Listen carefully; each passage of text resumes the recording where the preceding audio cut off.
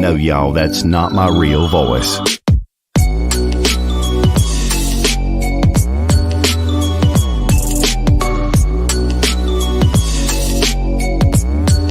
Cigar Hound Dog, DJ from Pick Jimmy, Master Your Ash, John from Cigar Alchemist, EKB from the Vintage Cigar. What you gonna do for it? How you gonna move for it? What you gonna be? And do you believe you can do anything? Thanks for tuning into the big broadcast, the bad broadcast. And now, the New Wave presents the infamous Smoke Show. And we're live. What up? With our guest, JB Smooth. JB Smooth. What's going on? Did the Michael Jackson. That's all. You know. Hi, everybody. Thank you. I'm happy to be here. How you doing, JB? Dude. I'm doing well, man. It's nice to be here with you guys. I appreciate the invitation. Yeah, man. Glad to have you on, brother. Being on. Thanks for being on. Glad to have you on, dude. And happy Friday to everybody in the chat, in the panel. Happy Friday. Absolutely. What the hell is that? Profile picture. Dude, that's Wheelan. He's wearing a fur coat. He's a baller. Oh, okay. He lives. He's in Southern California. Not a potato or a dick. Okay. Those were my first two guesses. My bad. That's pure alpaca. That's a cool logo. What up, Bourbon Grinch? Yeah, that's clean. That's clean. Texas, what up? Southpaw. Part 2 is crazy. What we doing? The chat will entertain themselves. Don't get Texas started. Don't give them any ideas. As I say, we don't just lick the cap anymore. We just straight up. There you go. There you go. That's getting clipped. Shit. That's the new Diddy. All right. The Diddy code is nasty work. It sounds like it might smell like baby oil, though. Well done, JB. Man, that was insane. It is insane. You know, just a little bit of baby oil. Speaking of which, after this, do you guys want to go to a Diddy party? No, I'm good. Okay. No, All right. no, I think we're good. I think we're Bad enough with a cigar in my mouth right now. All right. Oh, dude. I was like, I got an April Fool's laying around here somewhere. Now is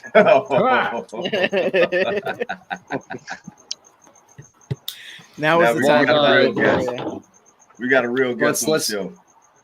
Yes. Let's JB, what are you smoking, man? What do you light it up? This is called the Twisted Fate. It's actually one of our cigars. This one's kind of special to me because it was something that me and Brad put together around basically like how our lives kind of were twisted in like a really odd fate. And that was kind of where the name of this cigar came from. Long story short.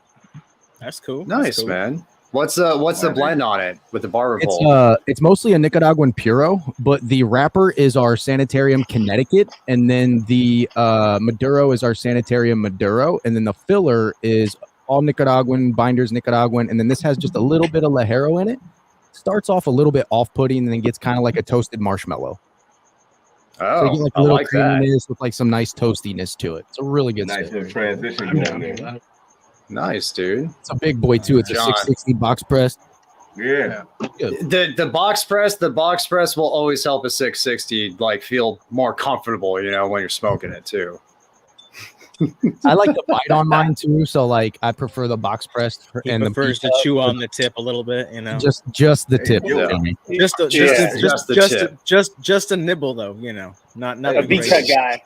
I'll throw up if it's any more than that. All right, what you smoking, John? The 16-year-old Casa Magna from Sanja's No Humidity Basement. Very nice. Very nice. All right. I'll skip Matt since he took a drink of Michael with his Quesada. We're smoking Quesada for the most part. We've got the Oktoberfest for this year in Kaiser. Beautiful. I didn't get that memo there, so my bad. What you got, Keith? You're good, dude. Oh, Oh, big that's way better. Ooh, okay. You know, just Wait, equally wait. as well. Equally as well, you know. I could get down with the LFDs. No. 50th Nice, anniversary nice. Casada. I don't even know if I got Big this boy, out too. downstairs. What was mine called again, Matt? Oh, the Dominus. Dominus. Yes. Smoke with the Dominus 2. Number Dominus 2. Rex. Very cool. And So, yeah. Oh, look at everyone here. And John has left So, us Ugo. already. My dog was trying to eat a toad, so I had to put her inside. They did all of a sudden come out randomly. Oh yeah. We Yeah. have like 20 of them in our backyard right now. Bro, he's Very just trying to take a psychedelic trip down the yellow brick road, bro. Let him have his You know what I dream. mean? Matt- Let him lick the toad, dude. Let him lick the toad. Matt did make me smoke Casada tonight, so I needed a little help. Hey, dude, you got a good one, though. You got a good Yeah. one. You got a It is. gem. It was good. It was good. I'm not complaining. I was kind of complaining. I'm not complaining. But let's JB. I saw it was an Instagram reel. I believe it was Instagram. We were talking about being in YouTube jail currently. Oh, yeah. Always, bro. Always. Yes, which being cigar content, that's just part of what we have to deal with, unfortunately. Like We live there. what's going. Yeah, we live in jail. Essentially, we're just what do you call it? We're Probation. We're always on probation. We're like on house arrest or minimum security. Then every now and then, Yeah, we always have an ankle bracelet on. Yeah, Get a couple strikes. exactly. They're like, wait, we smell smoke. Well, That ankle bracelet starts beeping. Well, let's what are the haps with the channel right now? Like, where's everything stand? Oh, it's all good, man. It's just honestly, I think there was probably something that I missed on the information that I was carrying over on a newsletter sign up page, and there was probably like a link or something that they got pissed off about. You know what I mean? Who knows? Didn't take Jimmy's advice from a long time ago when he was like, "Hey, bro, stop putting links up." But no, seriously, man. Sometimes it's hard to say, and but most of the time you can probably assume it's something that you did because they're not going to just do it for no reason. There's a reason they do it. So I'm on arrest for about 5 more days, and then I'm back. So nice. And it sucks that everything's retroactive. Like, any new TOS thing that comes out, all your videos from years past are affected, no matter what. Oh yeah, it's insane. Go back and find every oops you happened to do, which was fine at one point, and now it's not okay. Yeah, you live and learn, right? This whole thing's a learning experience for me moving forward from here, right? And I can't say a whole lot, but there's things in the works and good things happening, but it's just a learning experience, man. It's all part of the next chapter, and that's just part of the growing pains of take your medicine, learn from it, and don't do it again. Yes. Learn the What's lesson. Everything Absolutely. been like with the channel though, just as far as recently, as far as like growth, since you're making all these transitions, just kind of getting new content out. What is that whole process been like? It felt like that. Very weird. First off, right? Yeah. I'm a very different person than Bradley was. You know what I mean? And it's there's gonna be a change where there's things that people don't like, and there's gonna be people that didn't watch the channel because I was there and don't want to watch it because I'm the one that's doing it now, and that's okay. I understand that. I can't get hurt about that, right? My goal is to just continue to do the best that I can for what Brad's legacy was and what he wanted this channel and cigar shop to be, which was much more than just selling cigars if you talk to him. And from there, man, it's just growing what's next. And there's a whole new audience and a whole new group of smokers and a whole new group of people out there that have never seen the channel before and might like what the new content is, right? So it's a learning and growing experience. And at first you look at numbers drop and things like that, and you see things tail off a little bit. Maybe videos aren't playing as much as you are before, and it's hard to not take that personally and get down on yourself. But at the same time, like if you sit down and you really think about it in retrospect, you have to understand that it's different and people aren't always okay with change. It's one of the hardest things to deal with in the world. And you just got to swallow your own pride and understand that you just got to do something different. And if it's going to work out, it's going to work out. And if it isn't, you just got to figure out a way to make it work out, right? I expected a level-headed response, but like to be able to take it in that kind of stride and have that kind of cool overview is dope as hell, man. Honestly, absolutely. It's not an easy transition, and it's a testament to Bradley is hard enough. It's a testament to who I've been studying under for the last 5 years, man. If I didn't if I wasn't under Brad's wing for the last 5 years, that would not have been my response. So, nah, that's felt, man. That's felt. Wow. So. But it's been weird, man. It's been hard, but things are moving in the right direction, and they will continue to move in the right direction. And as long as you put good energy into it, it'll come. Where you at, like, as far as just kind of finding your own groove right now, man? Like, now it's a lot of, like, you still have your respect for Brad as who he was as a man and his ideas. Yeah. Now you're sitting in the chair. Now you have your own ideas. You got your own way that things go. Yep. That's a big transition in itself, man. Yeah, I think at first for me, the first thought was minimalize the change. Try to keep things as close as possible. Even some of that was putting his voice in the cut light part, right?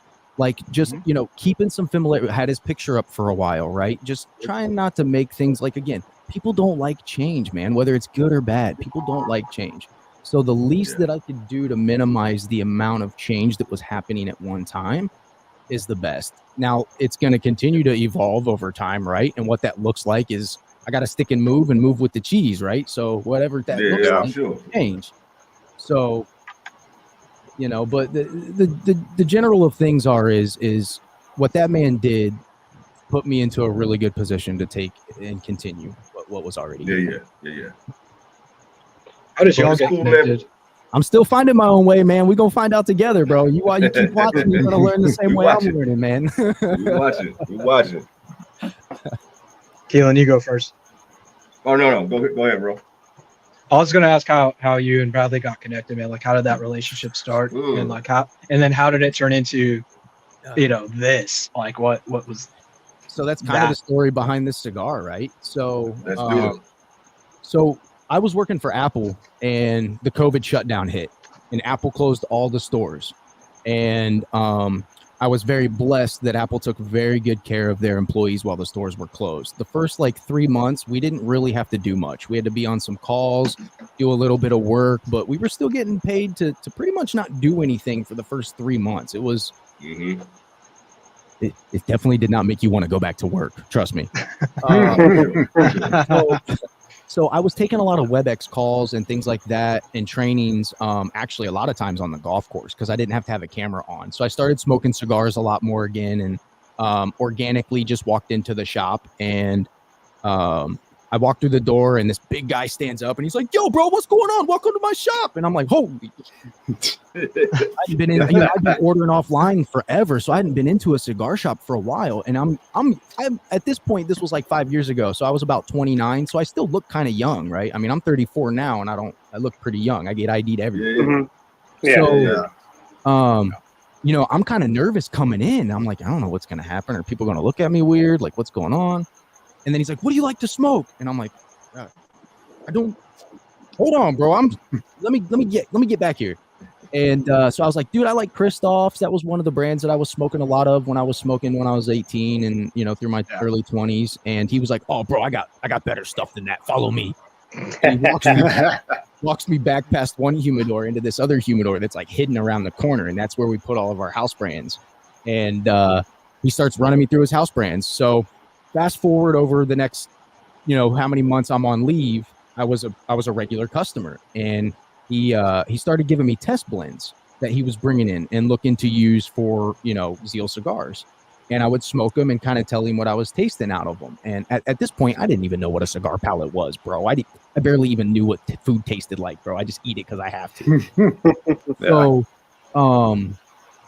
I come in one day, and him and his sister are sitting up front, Carrie, and he literally, before I got in the door, he saw me coming up. He cuts a cigar, lights it. As soon as I walk in the door, he shoves it in my mouth. He's like, "Bro, smoke this." Okay. So I start smoking it. And he's like, what's that? What are you getting out of that? And I was like, bro, it tastes like a Burger King French toast stick without the maple syrup. And he's like, that's specific, bro. Burger King French toast stick. And I was like, yeah, dude. He turns his computer screen, and the label he was working on to name that cigar was French toast stick. Oh, I kid you. Crazy. Somebody got a palate. So that cigar ended up becoming Fool's Gold is what that cigar ended up becoming. So if anybody out there smoked Fool's Gold, that's what that became. But that started a relationship between me and Bradley. And then eventually I was kind of on my way out of Apple. I'd had enough. I wanted out. And I was like, you need anybody to like pimp your brand? That's exactly what I said to him. I was like, you need somebody to pimp your brand? He was like, nah, bro, I want people to only get my stuff from me. And I was like, yeah. Okay, well, do you need somebody to help you sell your stuff to them? And he was like, we could talk. And then I got hired on part-time, and then things just kept rolling. And there's so much more that I could get into, like the fact that we're both from Ohio, and I didn't even know it until like a week I started working here. So like there's so much that like ties in. I've played his family's golf course multiple times, didn't even know back in Ohio. So like there's so much of our life that got twisted into fate even to the point of like where things are at now. Yeah. Cool, man. Yeah. Wow. It's dope. That is crazy. That's just the Ohio connection too. Man. Oh yeah, I could go all day on the weird stuff that led us into where we're at today and why things are so strange. Like even to the point of like I was getting frustrating this last year with like some of the things like business operation wise. Like we had like some headbutting things, and then I look back at it and I'm like, was I being prepared and didn't even freaking know it? Oh yeah. Oh yeah. Like whoa. And I think that's like some people forget the human side of it, man. Like you guys have a real bond, a real friendship. It's not always going to be, peaches and cream. It's not going to be the way things look on camera all the time. Right. Yeah. This is your guy. Like stuff happens off screen. This is like the reason why I was late. Shit doesn't always just go smoothly. You know what I mean? Nope. But it makes you respect the person that you spend a lot of time with. It makes you respect the business that you're in, Well, and when you develop that relationship, you don't get mad at them when they hold you accountable for things that you need held accountable for. You might get mad at first until you get a second to think about it, and then you're like, damn, he's right. Yeah. That's cool, man. So yeah, it was good, man. We had a lot of fun. Question from what's the something that chat. you can't? Oh, my bad. Let's do the chat. Sorry. What's the story behind crop circles? Oh, crop circles. That's honestly, there's not much behind that one. That's just one of those ones where like one of the manufacturers that we work with sent us a cigar and said, hey, try this out. We looked at it, smoked it, saw the two little circles on it, and we're like, well, we could go a few different directions with this, but the most appropriate thing to say is maybe crop circles. But yeah, that thing could have been like the Buckeye nuts. It could have been like it could have been a lot of things for that crop circles. But yeah, unfortunately, that one's not one of the cool stories, brother. Buckeye nuts. Was that a cooler story? Oh no, Buckeye nuts was a name that we had thought about calling the crop circles because it's like a weird fancy barber pole, but it's got two little like dark circles on it that look like Buckeye nuts right next to each other. So it's just very interesting. Yeah. That's cool. That might have worked though. Yeah. That's a good name. That's still a good name. You could go with that for something else, maybe. I think y'all used to have one called the Buckeye Land. That thing was good too. Ah, okay. I don't think I've heard of that one. Y'all ask your comments or your questions in the comments too, man. We'll post them up here for sure. Out of all the blends, I was going to ask, of all the blends that you guys offer, which one, is that your personal favorite? The one you're smoking? Because of the connection, probably.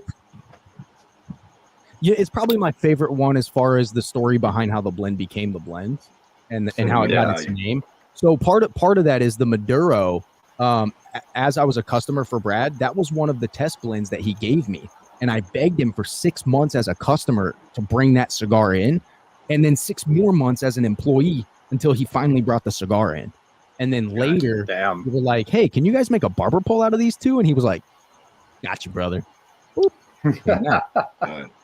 But honestly, Man, that's a tough question. The cigar that I probably smoke the most of ours is probably I smoke a lot of the Primordial Maduros. I smoke a lot of Liga Midnights. And as far as Connecticut's, I smoke a lot of Spice Creams. So those are probably the 3 cigars that I keep on a pretty regular rotation at home. The Irish Hulk is one of my favorite cigars, hands down. Daddy Hulk was delicious. Bro, I remember you doing that video. I was cracking up the whole time you were reviewing it. I was like, that thing is a weird smoke. So good. So that one's Nicaraguan versus the Irish Hulk's Dominican. And then we added an extra pole onto it. Yeah. How is it weird? What, the flavor? It's just like how. Oh, bro, it's just every puff is different. Yeah. So like if you're somebody that doesn't want transition in a cigar every time you take a puff, you don't want to smoke that cigar because it'll literally. Yeah. You're like, what's going on? What's going on? It's 4 wrappers, right? Yeah, it's 4. Yeah, it's 4 wrappers. So every puff is crazy. And one of them's a Candela, right? Yeah. So like you get a little funk in there too. So you going up and down the whole cigar, like it's a freaking weird ride, man. You either love it or hate it. It's a strange ride. I like the creativity though. That sounds dope. The Liga 9, yeah, that's the Liga Midnight and the Primordial Maduro. Both of those are very comparable to the Liga Privada number 9. Yeah, Liga Midnight's great. The Liga Midnight actually used to be called the Liga 10 until somebody sent a cease and desist, and it had to be changed.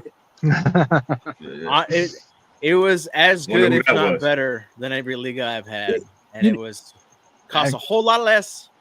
That's what I got to tell people, Jimmy. I'm like, all right, so the Liga Privada is the number 9 is an amazing cigar, right?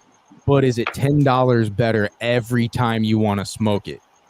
Yeah, that's the key word. Every time. Every time. That's I mean, yeah, that says a lot. Yeah.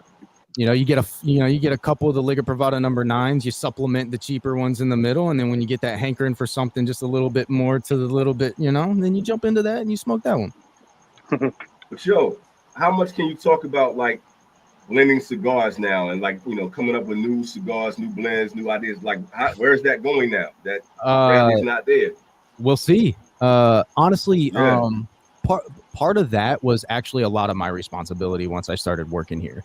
So I would speak a lot with the guys and have them send me stuff, and then me and Brad would sit down together and smoke it and then talk to that. So that was a lot of what I started doing. Where I was saying earlier, where like this last year I was like, what the heck's going on here? And then I realized, like, am I being set up because he knows I'm gonna need to be doing this stuff? Like, yeah. So Bradley was very unique in the way of if you listen to the way that he would say things, specifically when he would talk about me and the way that he would introduce me to reps and blenders, it was in the future tense, as in, this is the guy you're going to be talking to. This is the guy that's going to be calling you for orders. This is the guy that's going to be doing this. So it was that's what I'm saying. Like when I talk about this cigar being a twist of fate, there's so much more that I could get into on our relationship and how it pertained to the business and things like that. And it showed that like he put trust in you, talking like future tense like that. Not only did he put trust in me, bro, but he built a confidence back into me that I had lost working for Apple, that I think a lot of men in this country right now don't have or can't get from those mentors that are in front of them, right? And I told y'all don't mess with Apple, man. I've been trying to warn them about Apple. My man. But again, it's just a testament to the work that man did every single day that was much more than just selling cigars to people.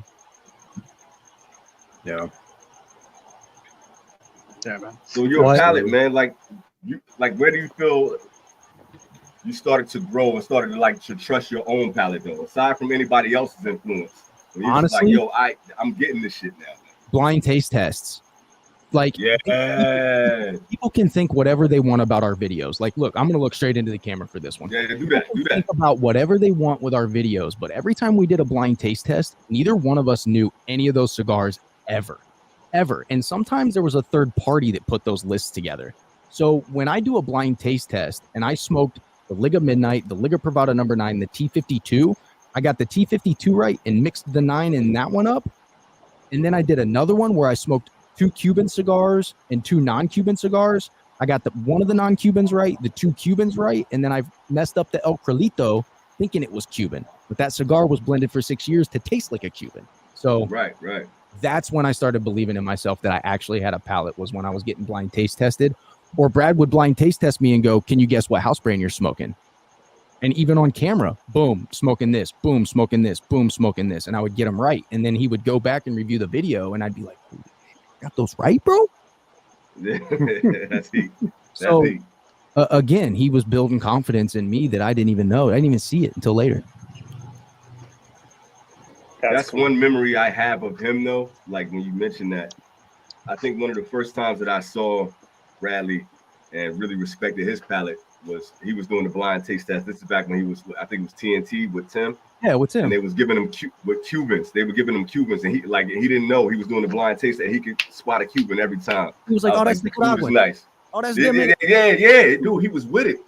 He was with it, man. So once again, twist of fate. Yep. What up, Pete? Pete. Happy Friday, Pete. So like outside of the Zeal portfolio, what kind of brands, what kind of profiles do you typically go to for yourself personally? Let's go. I'm a huge Mexican San Andreas fan. I love stuff. I'm a broadleaf fan. If it's a broadleaf, I'm smoking it. So Connecticut, Pennsylvania, Mexican San Andreas, I'm all about it. Gotta get that chocolate, bro. Yeah, dude, that Alec Bradley double broadleaf is one of my favorite smokes right now. If you want something a little bit on the sweeter side of a Maduro, the Sagrado Crismatico right now, such a smooth, sweet Maduro. Very, very, very tasty. The Tabernacle, bro, I'm always a sucker for the Tabernacle. Can't help but love that cigar. If you like San Andreas, the Caffey, then like Caffey's old San Andreas was incredible, but his new San Andreas is also really, really, really good. Man, McAuliffe, I'm a huge McAuliffe fan. Golf course, I'm usually smoking like a big fat Liga Midnight with a pigtail, because I just bite the pigtail off and just take a lighter. I don't even take a cutter. Just roll. Yep. Yeah. And then a lot of times I'll smoke a Yeti Tracker Gordo. Those are Dominican, and they stay lit really, really well, and they're kind of some fat Gordos. Or an Irish Hawk. I like to usually start my round off if I'm early golfing with an Irish Hawk, because they'll cut the grass. Nice cup of coffee, the fresh cut grass, an Irish Hawk with some grassy nutty notes, bro. Just kind of feng shui. The whole environment. Yeah, you get the whole environment involved in that. Yeah, it's a pairing. Yeah, right. The whole thing. What kind of cigar profiles do you not like? Like, what's it? Man. Are you not like a Connecticut guy? Are you not like what's a cigar that like you smoked and you would not smoke again? I would probably almost never pick up a Habano. Like a Habano is just not something that I would naturally grab. And I'm a really harsh Connecticut critic. Okay. If it's boring, if it's musky, like the Rocky Patel vintage white label Connecticut, when people light that up in the cigar lounge, I'm like, what swamp did that tobacco come out of? People love that thing. I can't do it, but people love that cigar. Now the 1990, the broadleaf, all day. Yeah, that 90 is crazy. The 92 is crazy too. But I'm not touching that Connecticut with a 10-foot pole. You got some Connecticut that you do like that that's surprisingly in your humidor, your personal humidor that you smoke? Yeah, so actually another Sagrado. Their Suave is a pretty solid Connecticut. Dude, that Zeno Nicaragua surprised me. That's a good smoke, bro. Yeah, it is. What's another Connecticut I really, really like? There's a couple more. Oh man, I'm gonna have to sit on it. But there's a few out there that I will go grab. But there's outside of our own, there's not a lot of other Connecticut's that I'll smoke. Do you like the Antonio Connecticut? I'm just about to say the Hoya. No, but the GT40 Antonio is one of my favorite cigars on the planet. Okay. The anniversary. Okay. Oh, it has a red foot band, right? Yes, it does. Yeah. That was a good cigar. That was a good cigar. Oh. Yes, please. So, what was the cigar that just first locked you into the hobby? Yeah, Ooh. the AHA. Ooh. Honestly, it was the first one I ever smoked. The Rocky Patel Vintage 1990, bro. Oh, really? That was your first cigar? I literally love broadleafs to this day still, and that was a broadleaf. So like something had to have happened from that cigar that just was like, yo, dude. Okay, I got one for you. There was an old barber pole called, and it wasn't the Fuente, but it was called like the Exquisito or Exquisito, and it was a barber pole. That thing was so freaking nutty, bro. I loved that cigar. Dude, that was a still good taste one. the nuts in my mouth. It's Friday. Can we edit that out? No Diddy. Live. No Diddy. Take that. Bad boy. All Brad's guys are over here laughing at me saying I got nuts in my mouth. Yeah, man. How's the vibe in the shop with all the locals and all that? Like how's the I was gonna ask that too, John. presence been? Say that one more time. I'm sorry. How's the vibe in the shop been since Bradley's passing? Like, like how locals coming and all that. How's it been? That's a really good question. At first, it was really weird, right? Because I had to be the person to tell a lot of people what happened. Because you can't assume that everybody knows or watches our videos or watches social media or really, And actually, it's kind of funny. I would say like 85 to 90% of my foot traffic customers that come into the building don't watch the YouTube channel. Yeah. That's great. It's just weird, right? Like, I guess they don't feel the need to because they're here all the time. They can just be like, hey, I saw a YouTube video pop up. What were you doing in that? It's like, go watch it, fool. Yeah. Yeah. You have YouTube. You have access. Yeah. Right. But no, it's for me, it's very humbling. The amount of support and the amount of people that want to see what was built by Bradley succeed and stay, and not only succeed but grow and prosper in the right way, has been an absolute humbling experience for me. Absolutely humbling. Like awesome. I couldn't count the blessings. I don't have enough fingers and toes, and I can't count that high. Yeah, that's cool, man. What is everybody smoking in there? Like, just because every lounge, every cigar shop is different. You got people that got their go-tos. They're grabbing the Rocky Patels, they're grabbing the Fuentes, they're grabbing the house blends. What is it like in your shop? Because I've never had a chance to be there. It's 9-1 house brands. Mm-hmm. Wow. Yeah. It's 9-1. Dude. Dang. Wow. I mean, look. Last year, Drew Estates had 3 price increases over the whole year. Fuente had like 2. I haven't increased prices hardly at all in the last 5 years. So it can be done. Absolutely, it can be done. You can have great cigars at a great price. Here's the problem when you start making your own cigars and working with factories, is you start figuring out what it costs to make those cigars. So you start understanding that these people are all getting tobacco from the same 5 families. So then you start asking yourself, okay, so why is that cigar worth $20, but this cigar's made at the same factory and they're selling it for $10, right? So it kind of taints me. Unfortunately, I'm very critical of cigars that are over $10. If it's over $10, it needs to wow me because I can make it for $5. To the consumer. Yeah, but if you give it a fancy story and a little band with some history on it, you can charge $20. We call that marketing. And if a farm TNA in your TikToks and your shorts, Yeah. No, not just that. Even the same cigars like Tabernacle, Olmec, all that shit. The cool stories that people love, that's marketing. Whether you want to believe it or not, that's what it is. We know. It's a beautiful thing when it works. It's great. It's wonderful, but it's still marketing. But dude, I love the Tabernacle, man. Though. All right, I got a question. Original Black Band Tabernacle or 142? Oh, Black Band all day. Okay, I'm a 142 guy. Yeah, Black Band all day. Yeah. All right. And the double Corona specifically. Nice. Yeah. That's Nick's favorite size. I'll grab a Lancero every once in a while, but yeah, I like that double Corona. That Tabernacle Lancero, man, that'll put you down. That's a strong one. I almost smoked that for this, but I was like, it might be too small. I might go through it too quick. I was actually going to answer this question. You know what's weird, brother? Since Bradley has passed, there has not been a weird activity. No, there has not. Interesting. There has not. That's wild, dude. Although there was one day where I was walking through somewhere in the lounge or in like the shop somewhere, and I smelled his freaking cologne. Oh, that's nuts. Huh.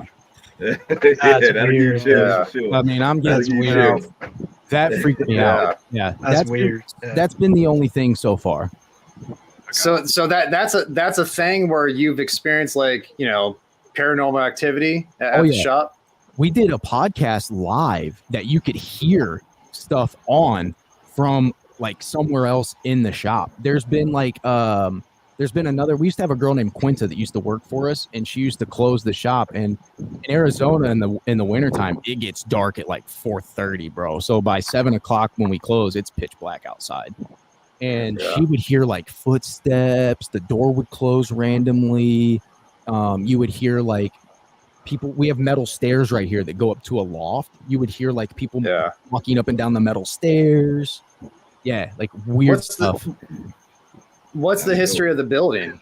Was it built like new? No freaking clue, bro. Know. I mean, we're in Arizona. This could have been some kind of tribal burial ground. Who knows, bro? You know, like yeah. All that tobacco in there too. Jeez, we're getting the spooky season, so it makes sense. You should do something really fun for Halloween. That's what I was thinking, man. You should do something really fun and play around with that, man. That would be cool videos. We'll see. We might. Depends on how much longer I'm in prison for. Yeah, right. Have y'all done a house blend off of paranormal activity? No, we haven't yet, but we've thought about it. Okay, y'all should totally do that, man. Like, y'all could come up with some kind of crazy name for that. Yeah, you can sell it like $11 again. Yeah. The Ghostbuster. Yeah. You heard that here. Money over that. Don't take my ideas. Nah, somebody run with that. I got an idea who that might be too. How's your guys' cigars treating you? I'm on my third because I trashed the first two. I went back to Sanja's basement because that's the only good one that I have. What was the one before? What was the one before that you immediately tossed? Some Barbapole, the Reserva. Jimmy might be the only, or DJ might be the only dude that is more critical of a cigar than me. Like, I'll smoke one an inch in and put that thing down if I don't like it. It was bad. I'm not dealing with that. It's been a long week. Fuck that. I'm smoking this cigar because I know it's good. I gave him Friday shots.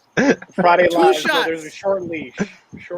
2 shots. DJ, we got to start doing a count, like how many cigars you go through on one episode, though.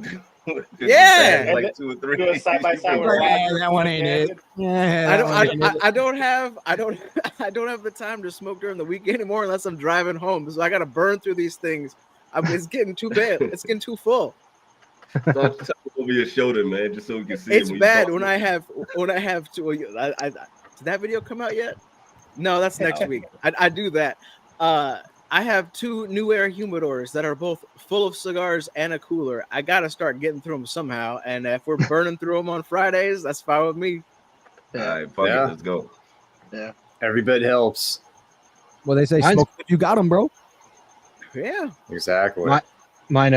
Mine's good. I wish I had dried it out, man. It's because it's that Toro Gordo. It's just wet, so it's struggling a little bit combustion wise. So I'm cooking it a little bit, but it's still really good, man. Like it's a good cigar. It's not. I liked the old Robustos better back in the day of these things, but It's still really good. It's still really good. I wish they were more. They're a little light for what I prefer, but it's good. I'm just like, where's the rest? Yeah. Yeah.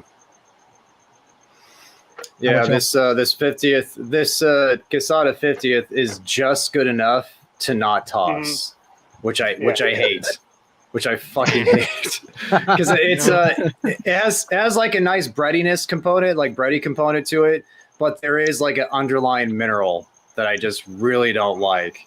But the breadiness is like helping to make it just enjoyable enough to continue to smoke. See, that's one that needs a cup of coffee with some acidity to take that away from. Or Monster wasn't a good idea. Not prepared, bro. Milk was a poor choice. Yeah. What about Keelan and Michael, your guys' cigars? You're still smoking them? Okay, dude, how's that 25th?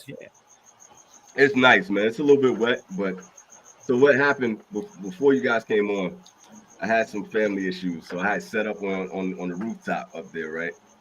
And we got another typhoon coming through Japan.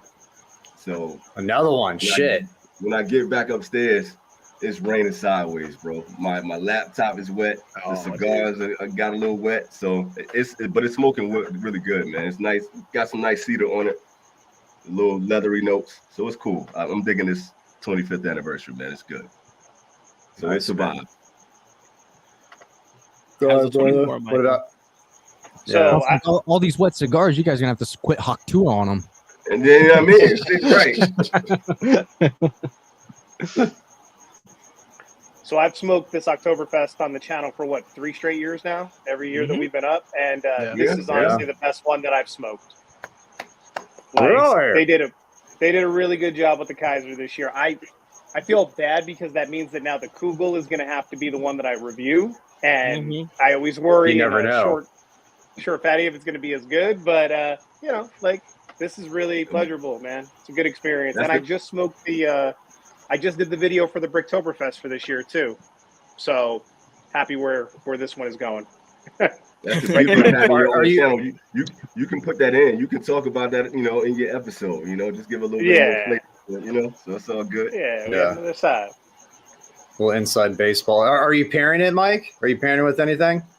No, man. I don't have anything crazy outside tonight. Just water and Diet Dr. Pepper. I was gonna grab an actual drink, but the problem was it only takes one person to ruin things, right? So at the office this week, somebody got caught.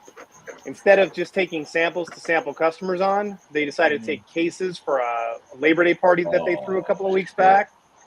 So they locked up all the Oktoberfest beer, and now I got to request it for a sample. And I'm like, all right. So I grabbed some Firestone Oktoberfest, and I did that with the Brick House, right? Filmed that video a couple of days ago. But for the Sam Adams stuff that I always have on the channel, I was like, you know what? I'll get a bottle when I get a bottle and do it. Yeah. One bad beer is the butcher, man. Yeah. JV, how many? Sorry, I was going to ask JV, how many cigars do you smoke per day? Like, what's your usual?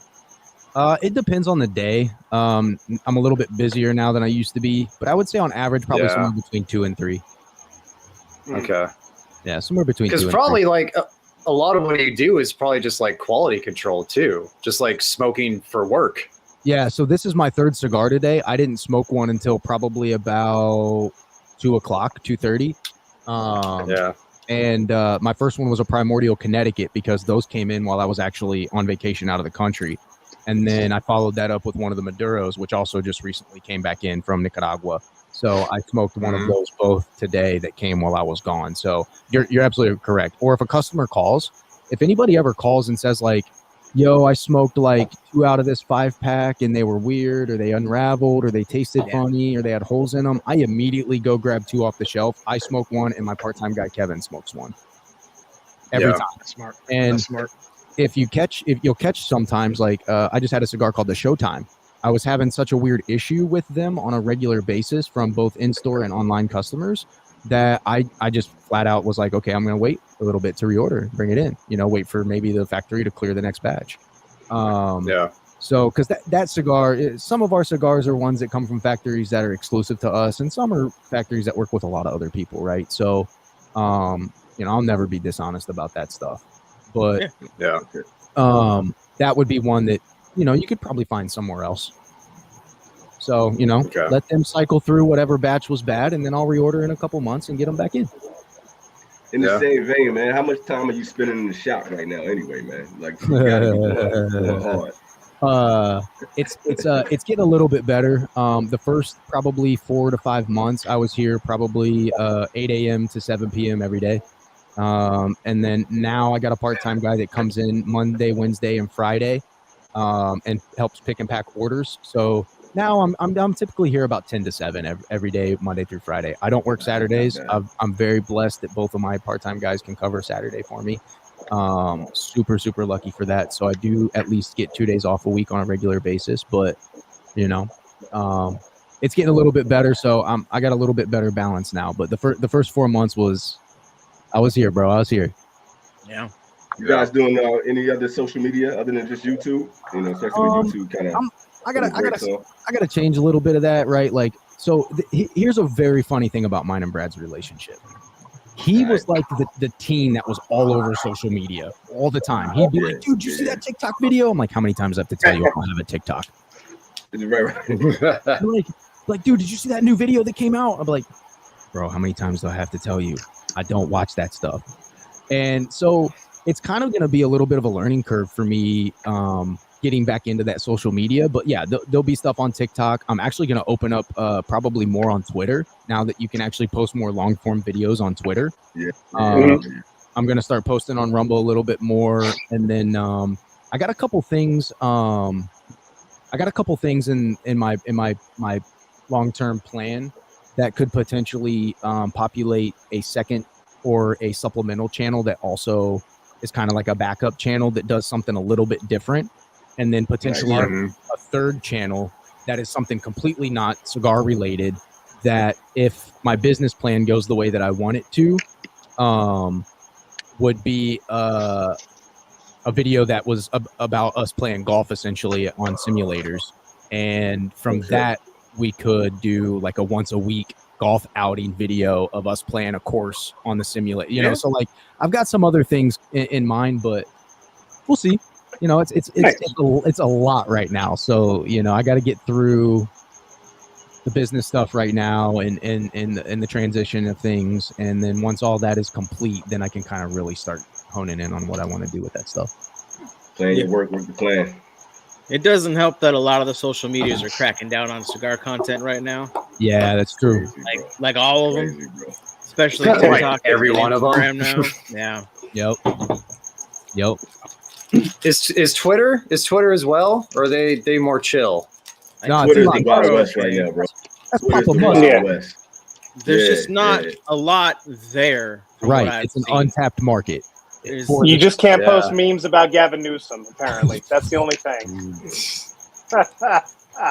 Dude, the only thing I've ever used TikTok for is like NFTs and stuff like that, bro. Like, that's how you find out about like NFT launches, and then you open up you buy like a package from this NFT, and you open up this cool piece of artwork that ends up being worth like $1,000 later, or nothing. No. What's the best cigar you smoked this year? House blend, and then maybe outside of like y'all's house blends. So I haven't had anything super new, really in the works right now with the house blends, other than I have a blend I'm working on right now that's a Cameroon that was very, very good. Very good. From a very old and reputable factory. So nice. Cigar Geeks Unite. If I can We'll get you all of our addresses, and I'll let your boy. You talking Cameroon? I'll let your boy, man. That thing, because we have a Cameroon now, the Whiskey Sunset, but it's got a little bit of some like unique spice to it. This is like smooth and creamy, like your morning cigar smoke. Nice. So that one was really good. Honestly, one of the best cigars I've smoked this year, the McAuliffe Black, bro. Oh yeah, it was a good cigar. At $8, it makes me bang my head on the table and go, how do I compete with this? That's a good cigar. The blue was great. I haven't had the red yet. I'm working on it. I'll talk with Dan Thompson in a couple days and figure out a way to get those in. But yeah, bro. What's the difference with the red? Do you know? Because the blue is Sumatra, right? So the blue is a Sumatran wrapper grown in Mexico in the San Andreas region. So they call it a Mexican San Andreas Sumatra. So crazy. It's kind of like a sweet and spicy ride. The Robusto's a little bit sweeter than the Toro. And then the black is the full Mexican San Andreas. I don't remember what the red is. Dan had told me a while ago, and I cannot remember, and I haven't looked it up since I've been back. So I'm not 100% sure on that. Because it just came out. It just came out, I think. Yeah, they keep an eye on those guys. That's all I gotta say. Keep an eye on those guys. Okay. Hell yeah. So another little bit of inside baseball. How's it been, kind of dealing with a lot of the factories, dealing with a lot of the, more established brands and things like that? What has that perspective been like working with, some of the bigger names in the industry and the companies and things like that? How's that been going? It's been hard. The reason it's been hard is because until I get a tobacco license, I have my TPT tax information, right? I can't order anything. And so it's all just a timeline, right? And then like the previous, like Brad's parents, if they were to buy cigars, now that stuff is under their tax license that they're now responsible for later on at the end of the year, right? So it created a really weird dynamic. Now, luckily, we have a good enough relationship with most of those reps. They'll still come in and say hi and smoke. Like I had the Christoph rep John in here the other day, and I hugged him on the way out, and I was like, "Hey man, I know I keep tugging on you, but we'll get some stuff ordered soon." And he's like, "Bro, I come here to see you and smoke. I know the stuff will come later." So if you can build life in general is about relationships, right? If you can build a good relationship with people and you don't treat them like they're just somebody that owes you or is there for you when you need something, you can typically develop a relationship where there's an understanding, they know that, we're in a little bit of a different place right now. And that doesn't mean that they're not ever going to stop by and say hi again. It just means that they understand that it might be a little bit more time before the relationship is better than it is now. Yeah. How hard has it been to get your tobacco permit? I guess you're saying it's under each name. Arizona's a piece of cake, bro. Okay. It's just time. Yeah. Okay. The state, it's government, bro. They take their time. Oh yeah. Oh yeah. I'm working on something, so I'm just getting my tobacco license in. Okay. But I had all kinds of issues with our state. I mean, Texas is pretty. I mean, it's real business friendly, but dude, getting answers if you have a question on something, just pull my hair out, man. So. Be glad you guys couldn't see what I saw. I don't know if it's a full moon there or not, but I just got one. What a distraction. Maybe. Show your face. Yeah. Not the one behind you. Only your face. Yeah, only the face. Yes, only the face. Only the face. You've seen Ace Ventura, right? Be asking for some bananas. See you later, everybody. And the blend on the red, the McAuliffe red, is Mexican San Andres Habano wrapper, Pennsylvania broadleaf binder grown in Nicaragua. Oh my God! Said the magic word. And then Mexican Nicaraguan fillers. So dude. That's like, I can't tell crazy you what's going on blend at the table right now, but yeah, we're good. I want to smoke that. But I put down that 50th. It was just getting way too minerally on me. Yeah. Going with the Barba Amarilla. Barba Amarilla. Nice. I think you're gonna dig that one, man. I love that cigar, man. Hopefully your palate isn't fried, but that's a damn good cigar. I think I'll like it more than the first cigar. I hope. Maybe. I think and hope. Yeah. Somebody had a question up a minute ago. Does anybody still have that question that came up? It was a pretty long question. I didn't get to see it. I remember what he asked. What's your niche? Yeah, he was basically, as he said, like what's like Taka seems to make cigars he likes. Y'all make affordable good cigars. I mean, yeah, that's probably that's probably it, man. Is I mean, I'd take that over hats. Yeah, you ever heard of shots fired? Shots fired. Jesus. Yo, chill, man. Cause yo, DJ, if I don't get any more hats because of you, man, we gonna box, yo. Chill. Hey, yeah, we want our hats, bro. We want our hats. If I got a hat, I'm just saying. You wear hats all the time too. Exactly. Nah, I get. Hey, it's kind of late. I go. I know it's late here too. And here we are. We got a guy who's a whole day late or ahead early. How does that work? Ahead, day early. Living in the future. Best way that I could describe our niche is like we're like the Costco of the cigar industry. My job is to try to find you something that I can match to the mainstream brands at a affordable price for the blue collar guy. That was Brad's vision at the beginning of everything, was how do I make cigar smoking interesting to blue collar and accessible to blue collar people that typically would look at cigars as being something that you need a shirt and a tie and a fat wallet to get involved with. Mm-hmm. Yeah. Now, as far as go ahead. Oh, I was just gonna say, a lot of people say, cigars bridge that gap, but they are supposed to. They don't act like they do most of the time at all. Yeah, they definitely don't. No. Unfortunately, now even more so. It's like I was just in Greece, right? And the Cuban cigar market went to the Shanghai or the Hong Kong pricing, right? You're talking for 4 Cuban cigars that should cost probably maybe $80 for 4 of them. You're looking at $150. It's crazy. Like it's insane. Almost double. You know, unless you're just splurging because this is the first time you can get a Cuban, right? You know, why else? Why would you do that if you're a regular smoker? You can't afford to. But as far as how I cleanse, though, there's 2 things that happen. Before, me and Bradley would smoke everything, right? So there would have to be 2 of us. But we also usually get enough. We usually request at least a bundle from the manufacturer if we can get it that much, or 5. And we will give to people that come in on a regular basis that are reliable customers. And what's your opinion? I.e., me. I would come in, Brad would hand me a cigar and go, what do you think about it? If I told him I didn't like it, he probably didn't bring it in if he didn't like it. Yeah, I would say more, other than me and another employee, at least 2 other people typically smoke a test blend. At least 2 other people that are random customers. Nice. And you guys just kind of going on the feedback of, what they give you with the test blends and, all that. Hey, they're the ones going to be coming in buying, right? If they say it ain't good, they're not going to buy it if you bring it in, whether I like it or not. It could be my favorite cigar in the whole world, but if both my customers tell me I'm not buying that, maybe if it's like $4, I'm going to be like, no. Yeah, right. Right. Yeah, sure.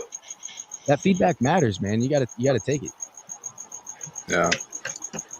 I like Trevor Allen's question.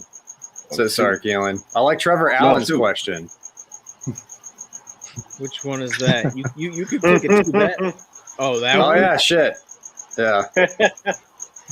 What's a spud? I never heard spud. I know spud is like a potato, but I've never heard I've never heard that. Yeah. I mean, it's pretty self-explanatory, I think. Yeah. Yeah. I get the vibe. Yeah. Anyone try the new El Rey del Mundo King of the Worlds? I don't know about that cigar. I have some El Rey del Mundos here. So that was an old brand that was bought by Abe Flores, who owns PDR Cigars. And Abe Flores is trying to reignite that brand. Yeah, it's interesting. Yeah. Good answer. The El Premier Mundos are about $15 a stick, so they're pricey. Speaking of Abe, JB, you guys have a lot of other spots out there in Arizona and various other cities. Do you ever get a chance to go up to Froman's spot or any of the other lounges, stuff like that, or are you just more so like centered on what's going on at home? I'll be really honest, man. This particular business, as far as me and Bradley is concerned, I have to be very careful about who I spend my time with in the cigar industry outside of my own shop. Okay. So I am very selective at the shops that I frequent outside of my own. There is one that he is run by the old Esteban Carreras rep. I will definitely go to that shop. We have a place out here called Trevor's, which is just absolutely blowing up out here, bro. It's a giant liquor store with a cigar humidor, a lounge. They sell food and pizza.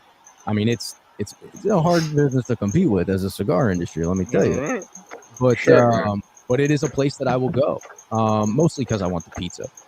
And then there's a guy that used to be a professional Warhammer player that used to frequent our shop on a regular basis. And he actually would sit down with Brad on a weekly basis and get information on how to open his own cigar shop. And Brad kind of helped kind of coach him through opening his own cigar shop, which he opened last year. So if I ever just want to get on my bike and take like an hour ride somewhere, I'll ride down to Mesa and I'll go to his shop. Cool. So I definitely poke around. There's a few. There's another one in Scottsdale called Scottsdale Cigars and Gifts. Advertisement. It's an older guy named Jimmy who's been there for like 20 some years. And this dude has like stuff with cobwebs on it, bro. Like green banded Camachos, like original triple Maduros, like extra Fuentes from like 4 years ago. Yeah, dude. Like, giving Matt spots to go to. Honey hole. I just gave you guys my honey hole. Stay away. If I see you there, I will cut you. might have to make some calls tomorrow. Speaking of which, what are some cigars that have been discontinued that you wish weren't, and that you wish you still had access to? That's a good one. Oh, dude, the Mortal Coil. Because you brought up Camacho. The Mortal Coil. Oh yeah. Bro, I love that cigar. Have you tried the Thunder yet? I haven't. No. Dude, nobody around here has it, from what I can find. I'm scared of that cigar, man. Wonder why. Scared. Wonder why. The oh, dude, the Punisher, like Hugh Havana. That's a funky smoke, bro. They don't make that anymore. They stopped making that. It's hard to find. Okay. It's hard to find, but I think they still make it. Dude, the Coco Chemist was one that we made. I wish I could get back. Dude, 6,000 cigars in under 5 hours sold out. Wow. Damn. Then was that meant to be like limited, like one and done? No. The manufacturer was in Honduras, and the factory wanted him to launder money to keep his blends. Shit. So he left. That's crazy. Dang. Yeah. Holy shit, dude. Yeah, if you're in this, you're in the factory industry long enough, dude, somebody's probably asking you to move money. It's wow. It makes sense. The cigar industry is like high school meets the mob. Here's the thing, though. Would it be possible to get, since a lot of people work with some of the same. Nah, bro. There's people here called the Feds and the CIA that got their finger right. Different set of rules. Yeah. No diddy. Oh yeah. So I got an ignorant question. When you said you got to be careful what shops you go into, like, can you get into why, like, what you're talking about? Like I said, I'm ignorant. Unfortunately, I probably shouldn't be something I should speak too much on, to be honest with you. That's fine. But it's more one of those things where, like, you just got to know your company, and you don't know the kind of people that you're going to be around, and you don't know where that information or what information those people are going to give to other people. Got it. That's very diplomatic. Way to say it. Yeah, that's logical too. That's logical. Makes sense. I have a question in the chat. JB, do you like Gurkha? You know what? God. You're damned if you do, and you're damned if you don't. If you're answering this thing. Okay, so I've had the Beauty and I've had the Beast, and both of those were okay. I'll be honest, they were okay. The Gurkha Ghost, it was okay. It was a good smoke. I smoked the whole thing. I didn't put it down. But the Cellar Reserve, the 15-year Cellar Reserve, I smoked in a Flying Pig, so it could have been the size. No. I couldn't. I had to throw that mug. It was not the size. I It was stepped not on the that size. thing. I kicked that thing off the rooftop, bro. Nope. No. Nope. No. 100% agree, JB. Ah, dude. I'm reading the guess's comment. Let's just put it up. Let's put it up for the people. So somebody not a fan of the Mortal Coil. Oh God. And it could be one of those things where it's like the first batch was good, but maybe like the subsequent batches weren't. So yes, that cigar is so unique in the way of like I wouldn't expect everybody to like it. It's aged and fermented in a very weird way. It smells like stone fruit, and it's a lie, is what it is. So when it's raisins until you light it up. Yes, but I love that cigar. I think it's great. Ricky Rodriguez sat in our lounge the first time he handed that to me, and he looked at me and said, "That cigar should take you 2 hours to smoke. If you smoke it faster than that, it won't taste good." Oh, that was my problem the other day. And they wrote that instruction on the side so people knew, right? You didn't read it on Put it right in the bottom. It's coiled around. It's why it's so long. Fucking nonsense, this industry. Now, I did not like the Arcana Firewalker, the volcano one. Nah. Dog Rocket. Yeah. Dog Rocket. That one. Definitely enjoyed the Mortal Coil more than the You got a good palate, JB. You got a good palate. All right. So what did you think of the M81 then? You guys are trying to get me in trouble with manufacturing. It's like, which Drew Estate rep is watching right now? Yeah, I think they rebanded the Undercrown Maduro. Yeah. Yeah.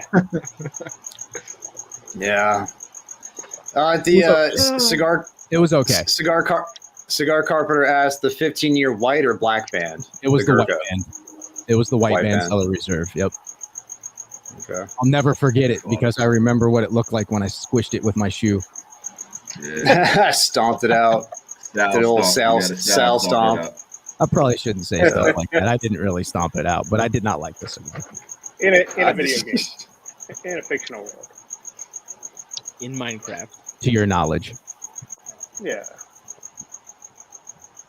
Ooh, they're releasing the M81 in Europe soon. Ooh, rough. Yeah, good luck.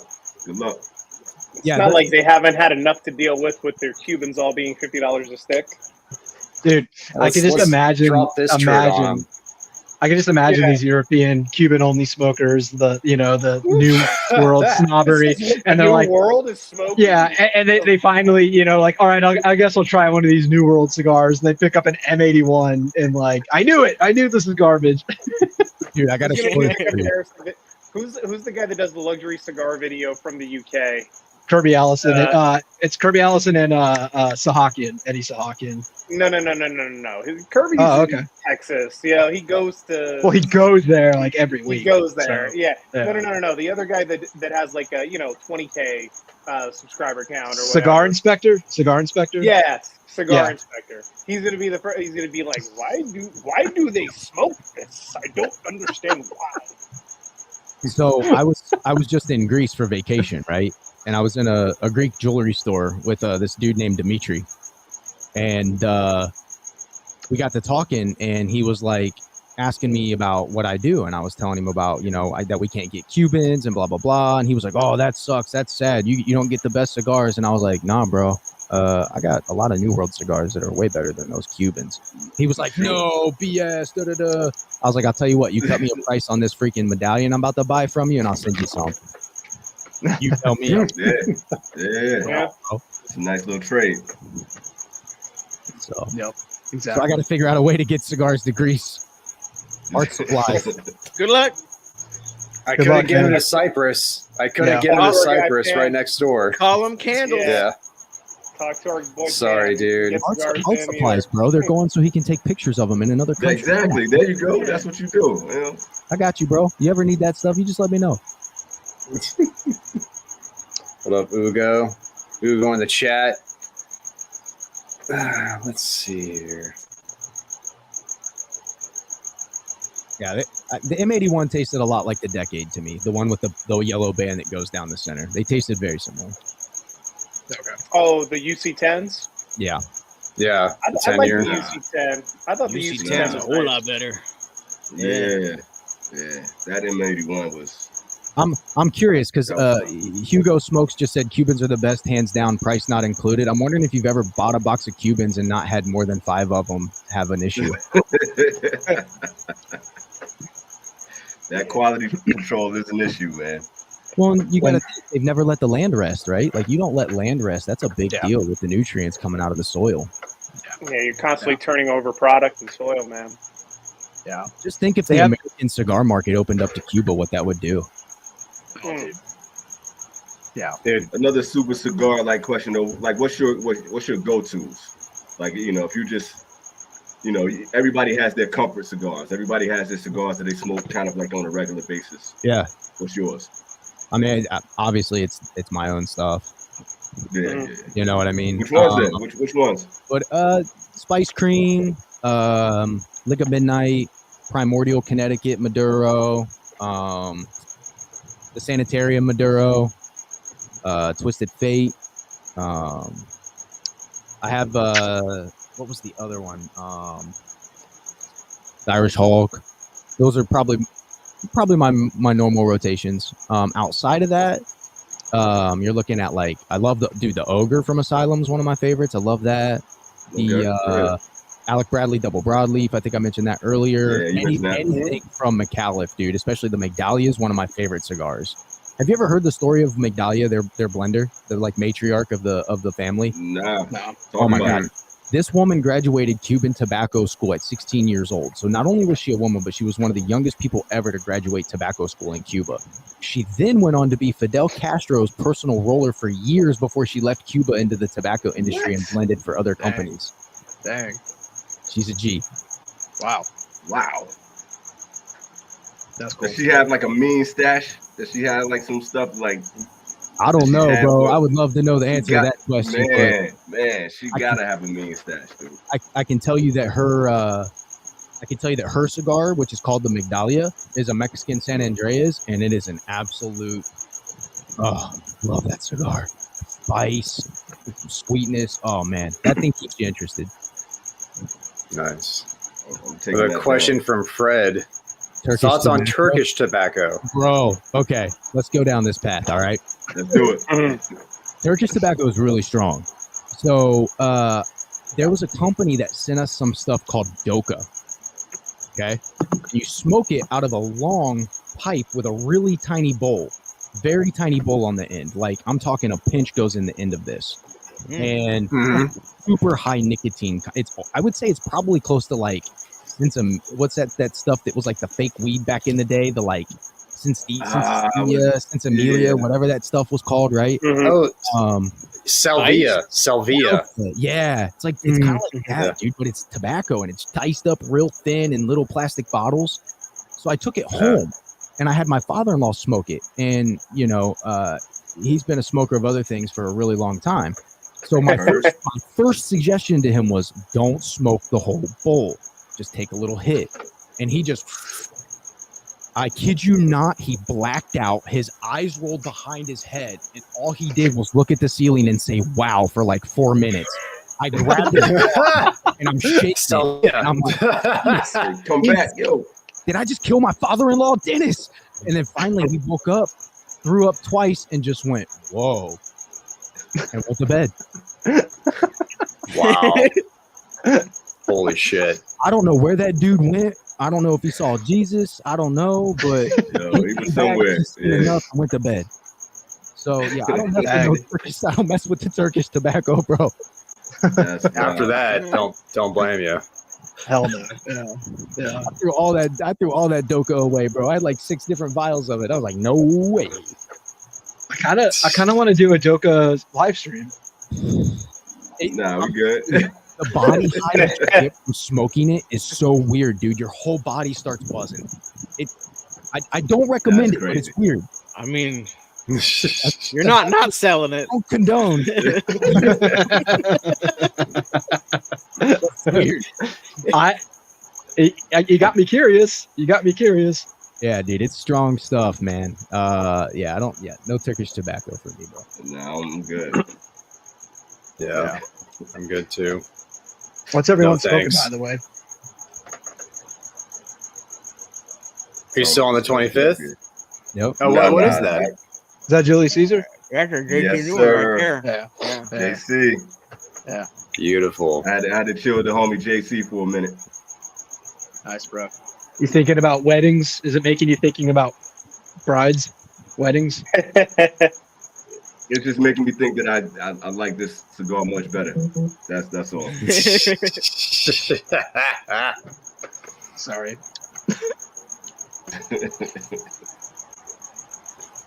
And another question from the chat for JB. Do you have a favorite lounge back home in Ohio? Man, Darshan, that's a good question, bro, because there ain't a lot of them. But I spent most of my time in two areas of Ohio, a little suburb of Cleveland called Medina, which is like right between Cleveland and Akron. And there's a little cigar shop there on the town square, just off to the side. Funny story. I almost bought that tobacco shop when I was 18 years old. So again, twisted fate. My mom wouldn't co-sign the loan and she said, "Get your ass to school," and then told me rip the like paperwork up in front of my face and said, "You're going to school." But it was owned by a Cleveland police officer, and they were using it to help pay for their daughter to go through med school.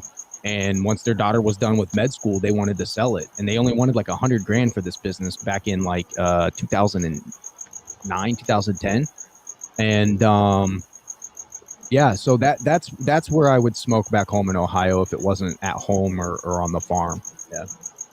What's the cigar culture like out there? Because you got those places that don't have many lounges and all. You know what I mean? So, to be honest, since I've been in the cigar industry, I haven't really been back to Ohio to look at that. You know what I mean? Like if I go back home, I'm at home on the farm with my dad, or I'm in Cleveland with my wife's family.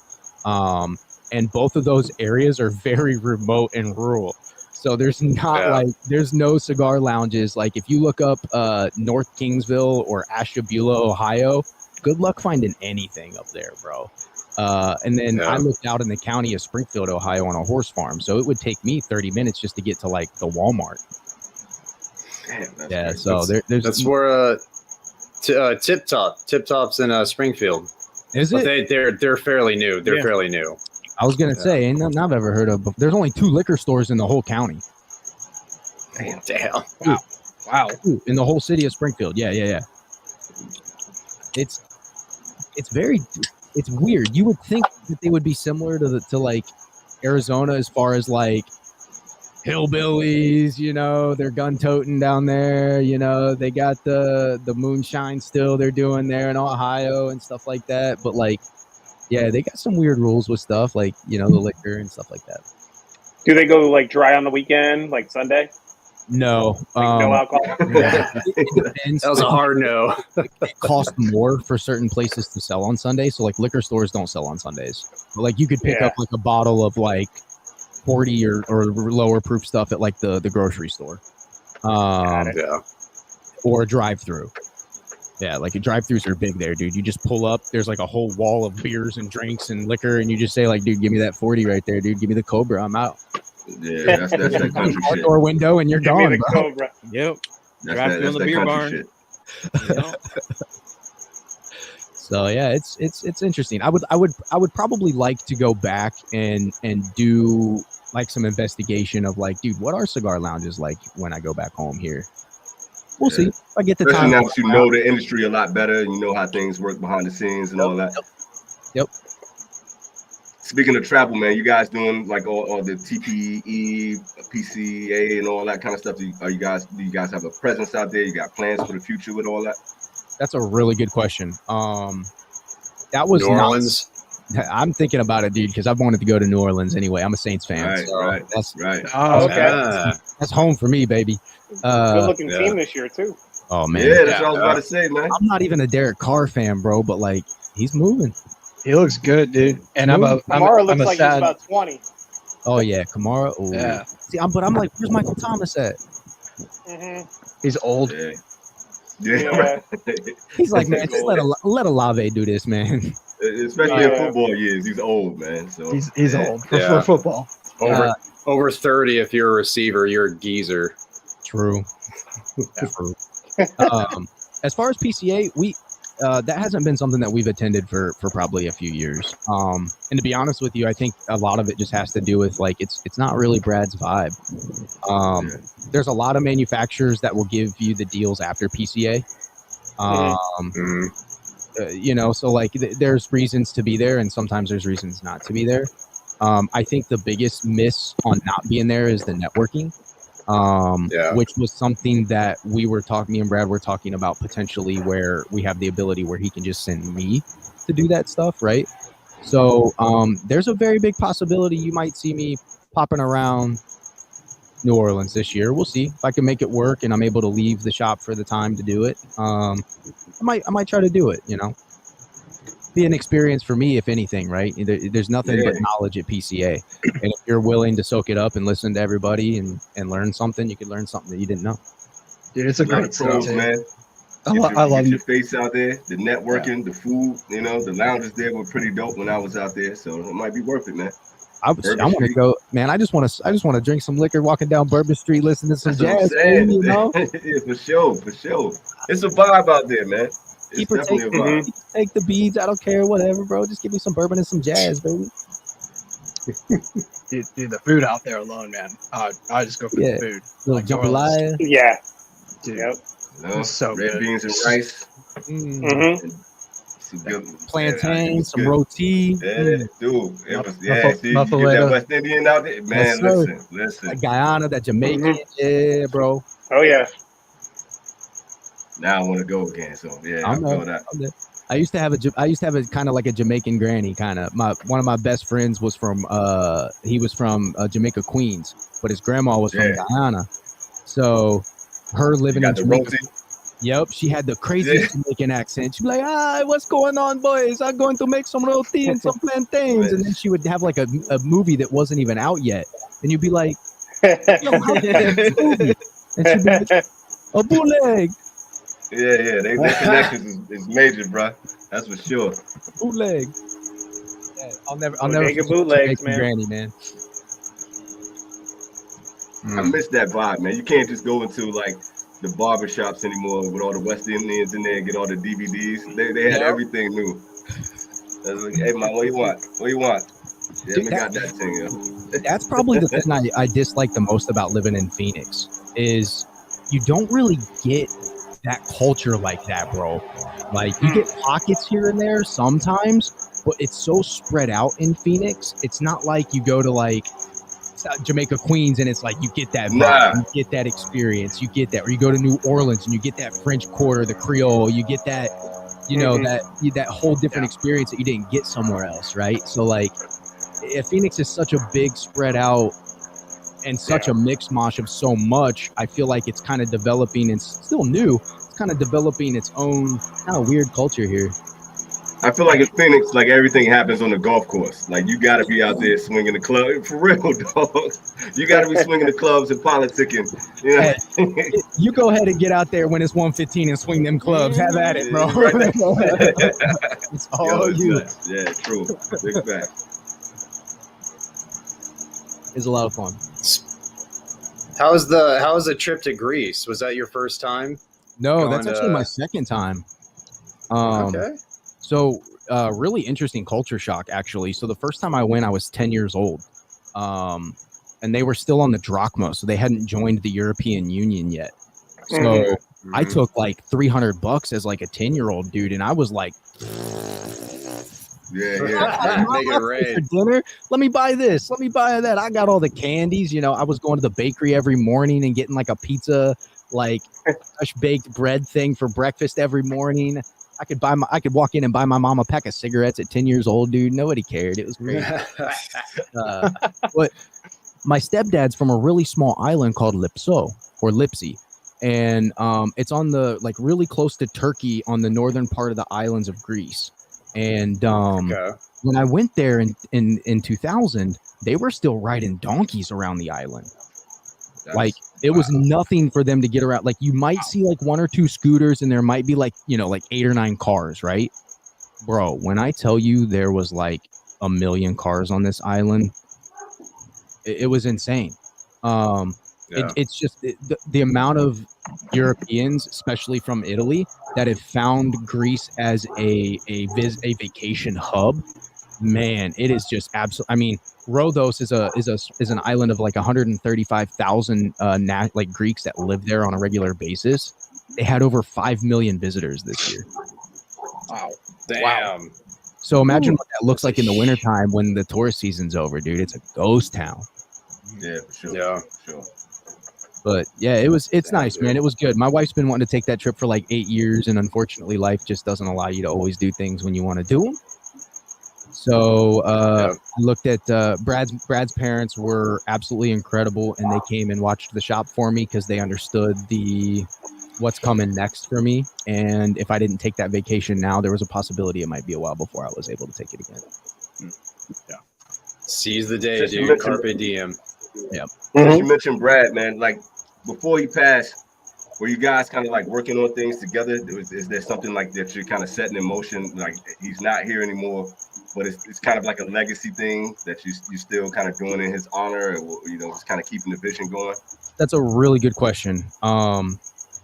There was always a vision in place that Brad had that I was then, you know, kind of led into and coerced into the way that he saw things going, right?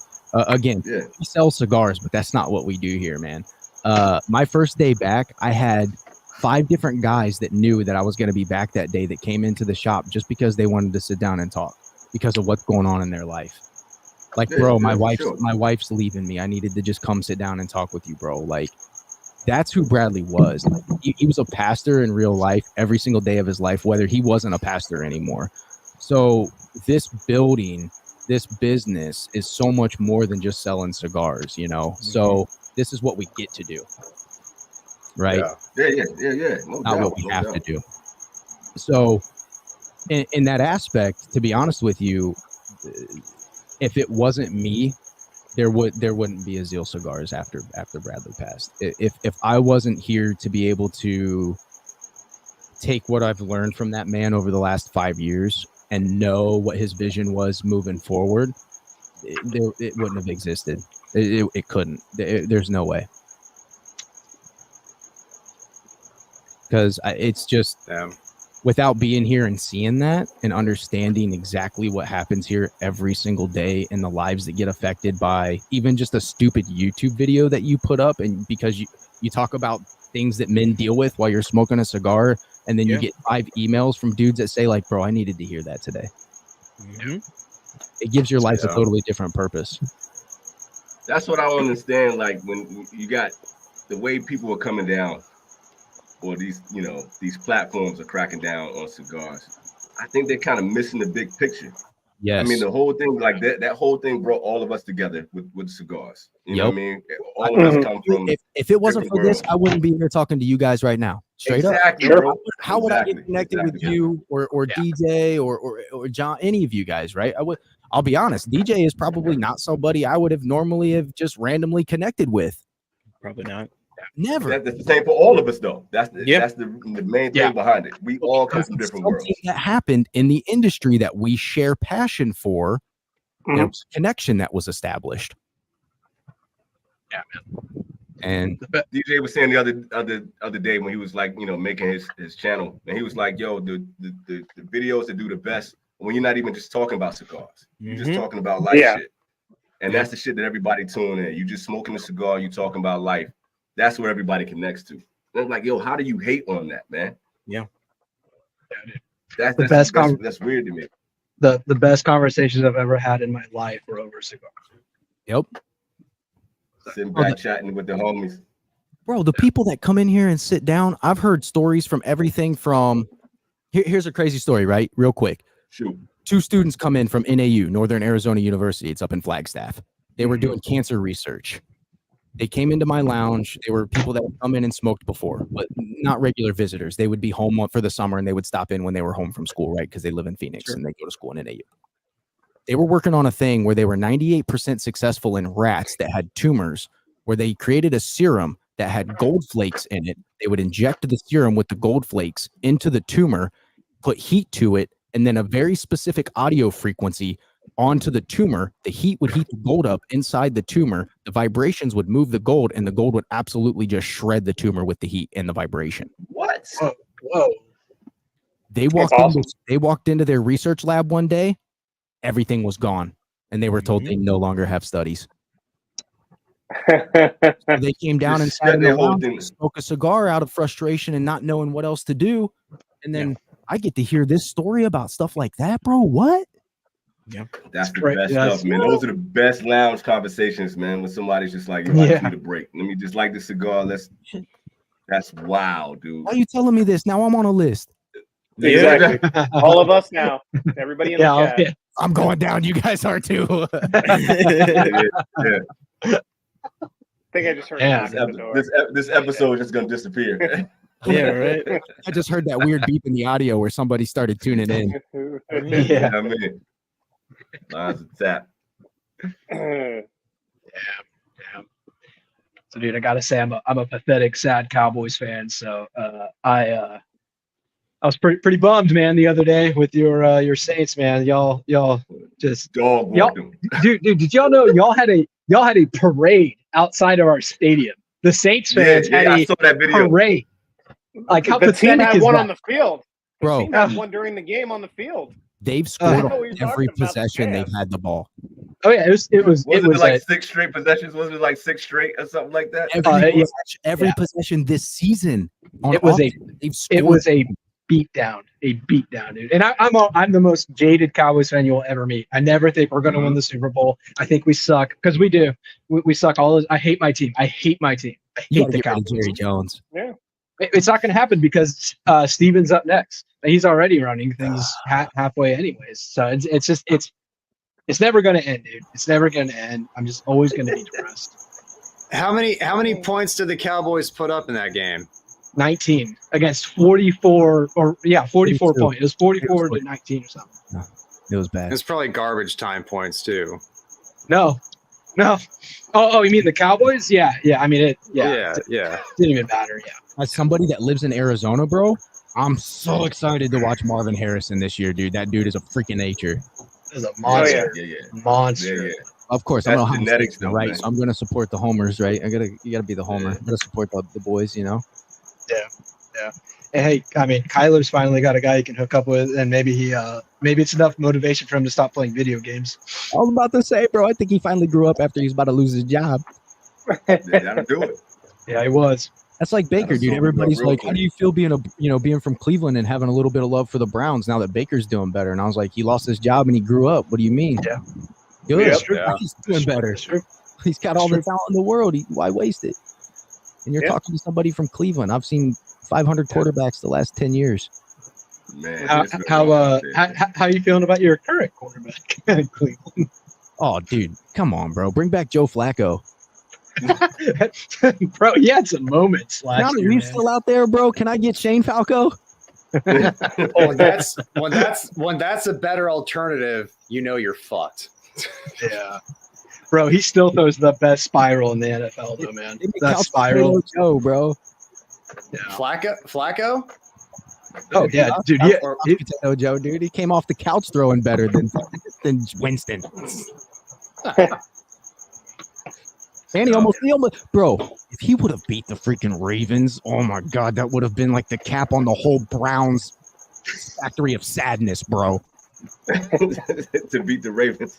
Bro, all these Cowboys fans were like, we beat the Browns. And I was like, okay. Here, just wait. Just wait. Here it comes. Oh, man. Bro, I remember when Tim Couch almost got to the Super Bowl, bro. They beat the Steelers in that playoff game, dude. Yeah. Couch is a legend, dude. It's a name I haven't heard in a long time, Tim Couch. Long time. Dude. Yeah. What's that comment? Yeah, what's this bullshit comment I see here? Hey, yeah. Boo. Somebody that fucking egghead. That is the craziest thing in the world. From like First ballot, baby. Let's do it. First ballot from a couple lucky passes is the craziest shit in the world. That is insane, bro. That's the only man to beat Brady like that, though. Yeah, I feel it, man. But you can't tell the story on, of the greatest quarterback of all time without saying his name twice. Butt fumble. Twice. First ballot's a stretch. He better wear that helmet on it. Like, he better take that helmet, that from the helmet catch. He better take that onto the stage, man. He better. Get that shit. He's got a bigger head than Eli anyway. Yeah, man, nah. The helmet and his dumb face. Like, except for Peyton. Man. That boy got the a couple of lucky passes. That's a reach. Crazy. That got paid. No, it's not. Dude. That dude took his paycheck and started wiping his butt with it. What's a year? Is it 5 years? How many years? It's 5, 4. I think. Okay. 4? Yeah, I think it's 4. It's a joke. It's an absolute joke, and I hate He's the highest paid quarterback in the league right now, right? He's the highest. He's the highest paid player. He's the highest paid player all time. He's the highest paid player all time. Dak Prescott. Like ever. I got Zero Super Bowl rings. I got you. Thank you. You can't say anything about Eli, because I mean, I can say all I want about Eli. I'm just acknowledging Eli. I'm just acknowledging. I can't. Once Jerry Jones is done and they do the Cowboys documentary and they just talk about all the bullshit that's happened with the Cowboys, that's gonna be the best document. All the behind the scenes stuff with all the money they threw away, the stadium, like the Vince McMahon version, but for Jerry Jones. Oh my! It's gonna be Vince McMahon level for sure. Yeah, that'd be good. I'm gonna starts coming out when the players can actually talk about what was happening behind the scenes. All the players that got traded away, when they can talk about the Cowboys, man, I can't wait to watch that. You know what I'm going to do when that comes out is I'm going to not eat dinner. I'm going to get some Turkish tobacco. I'm going to smoke it while I watch it. That's what I'm going to do. Bro, that comment sounds like a night to me. This is the best comment, bro. Yeah. Bro, did Dak Prescott Eddie Jerry Jones, bro? Or vice versa. Something happened, bro. Something happened. It was a lot of baby oil in Cowboy Stadium. It's a whole lot of baby oil down there, man. So it's no longer Diddle, it's Diddy. That's the new nomenclature that we're using. It's Pete Diddler, bro. that was so smooth. He is JB Smooth. That was so smooth. Yo, Darshawn, man, you might be right, man. With some of the calls that have referees, they're getting the Cowboy treatment right now. They definitely, it might be. Patty has all the naked pics of all the refs. Yeah. That's another thing. What is it like? We got a KC fan in here. I forgot we got a KC fan. My bad. 20 interceptions that were called back on ref calls already? Something like that? There was some stat that I read. It was wild. Like, over his career, 20. Yeah, dude. He's the new Brady. I'll take it. Got Taylor Swift. It's beautiful. It is. Yo, speaking of, Matt, did you get that mustache in honor of Kelsey? Is that what that was? Is that why you were doing that? It was in solidarity? Dude, no, he got it in honor of me. That motherfucker. He got it in honor of me. He's a huge Hound Dog fan. He's like, shit. He must have gotten into cigars lately. That's my theory. Joking. He's looking a little old, man. A little bit. He's looking a little. Diddy was Prescott. He is old. Yeah, but he's looking it now. For an NFL player, I mean, he started the season last year slow too, but when it got to playoff time, man, he was clutch. Yeah, that's true. Like he's got to keep it in the bank, you know, the 30-plus-year-old energy levels, you know, playoff time. I feel that. Yes. Me too. Speaking of cigars, anybody had that Kelsey Plum cigar? I've seen it. Huh? I've held it. What? But I have the WNBA player. She has a cigar out right now, man. I knew she's a big cigar head. She has her own cigar? Yeah. Oh, I she didn't has know her own that. cigar. I knew she was big. They're always she down play at for? the 8 Lounge. Our team, the Aces. Aces, right? Aces? Is it Aces? Yeah, she's with the Aces. Yeah, she's with the Vegas Aces. Yep. Is it any I have good? not tried it though. Anyone had it? I haven't tried it. It was expensive. It was expensive. Oh, is it? Yeah. You froze, Keelan. There you go. There you go. Yeah, show more Kelsey Plum to the chat. Like, Oh, for sure. I'm here for that. Are we talking like $15 expensive or like $20 expensive? Yeah. Whoa. Yeah. Wow. It was. I don't know if it was just the shop that I was at or if that's the MSRP because I haven't looked into it like deeply. But I saw the the sticker on the shelf and I was just like, yeah, I like her, but I mean, I can't. I can't co-sign this right now. Sorry. There was a podcast me and Brad did about a year ago, maybe a little bit more, and he was talking about women's sports. And I was like, bro, say whatever you want, but I'm telling you, watch where women's basketball goes in 3 years. Yep. Watch. It's gonna be crazy. I mean, it's pretty wild, bro. Like especially with you got Caitlin, you got Kelsey Plum. What's the girl? Stewart. Brianna Stewart. Yeah. They rolling right now, man. Oh, and there's girls in high school still that people don't even know about yet that just went into college. Like yeah. There was a couple girls in high school that were dunking, if I remember correctly. It's like 3 of them girls. It's like a blonde haired little skinny girl that she's yoking, like really dunking. Like it's about to get crazy, man. Yep. I mean, they got cigars, they got sneakers now. I don't know if you guys saw this new basketball player that's going to be playing, but it's Joanna Man. It might happen. Don't sleep, dude. I said Angela Reese. Trust me, I'm big fan. Reese is fire. It's funny because she understands part of what she's doing, and a lot of other people don't. But dude, drama drives eyes, bro. Drama drives eyes. She's the magic to the bird, bro. She's got to be. Yeah. That's what I was telling my cousin, man. Yeah, she's got to play that angle, and it's awesome to watch.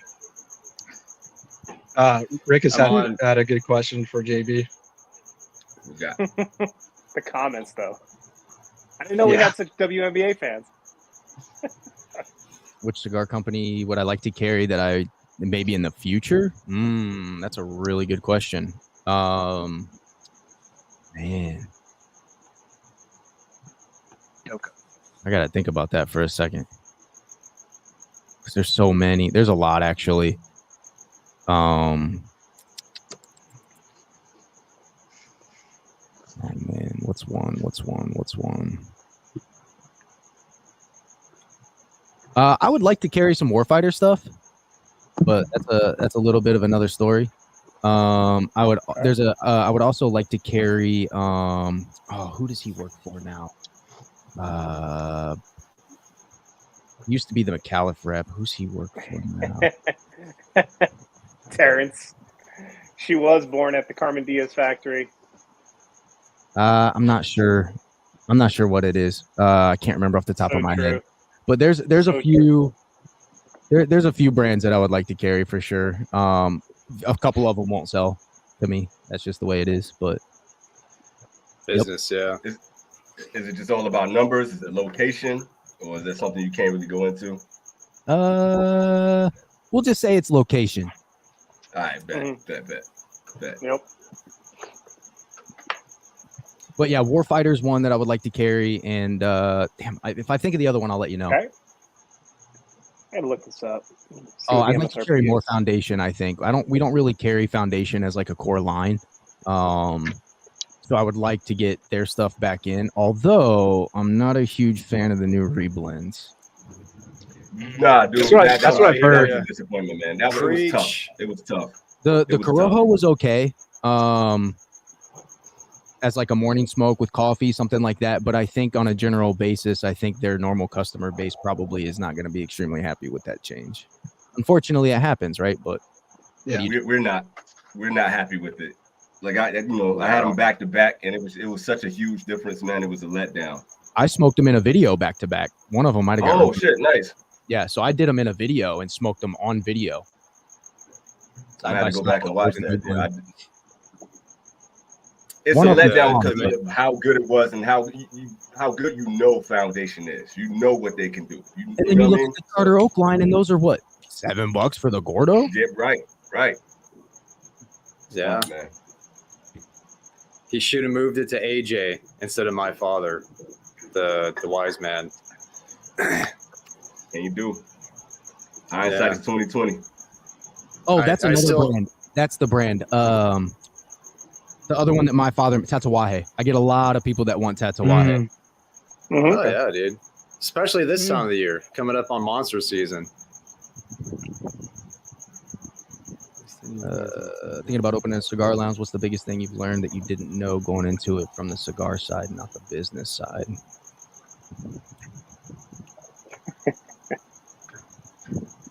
Relationships, right? I'm a very, like, my heritage is Native American. I'm extremely hot-blooded. I'm very short-fused. I was, if you put me and Brad in the room, I'm the bad cop, he's the good cop, right? Like, so for me, it was like, actually, DJ's video is actually a very perfect example of that. The way that I probably would have reacted to seeing the way that how DJ was explaining that it was probably the links of our video that was catching our YouTube channel. I probably would have looked at that and thought really negatively of it at first. I would have been like, dude, you see what this guy's saying? But Brad, being the guy he is going to look at that as a totally different opportunity. He looked at it as an opportunity to get to know somebody in the industry that he didn't know and didn't have a relationship with. That's clean. And That's I clean. would have never have looked at it that way, right? I would have looked at it like, dude, this guy's trying to rub some dirt on your nose. Yeah. And then when I saw Bradley handle that situation, something changed. And you know what that told me was like, dude, business is more than just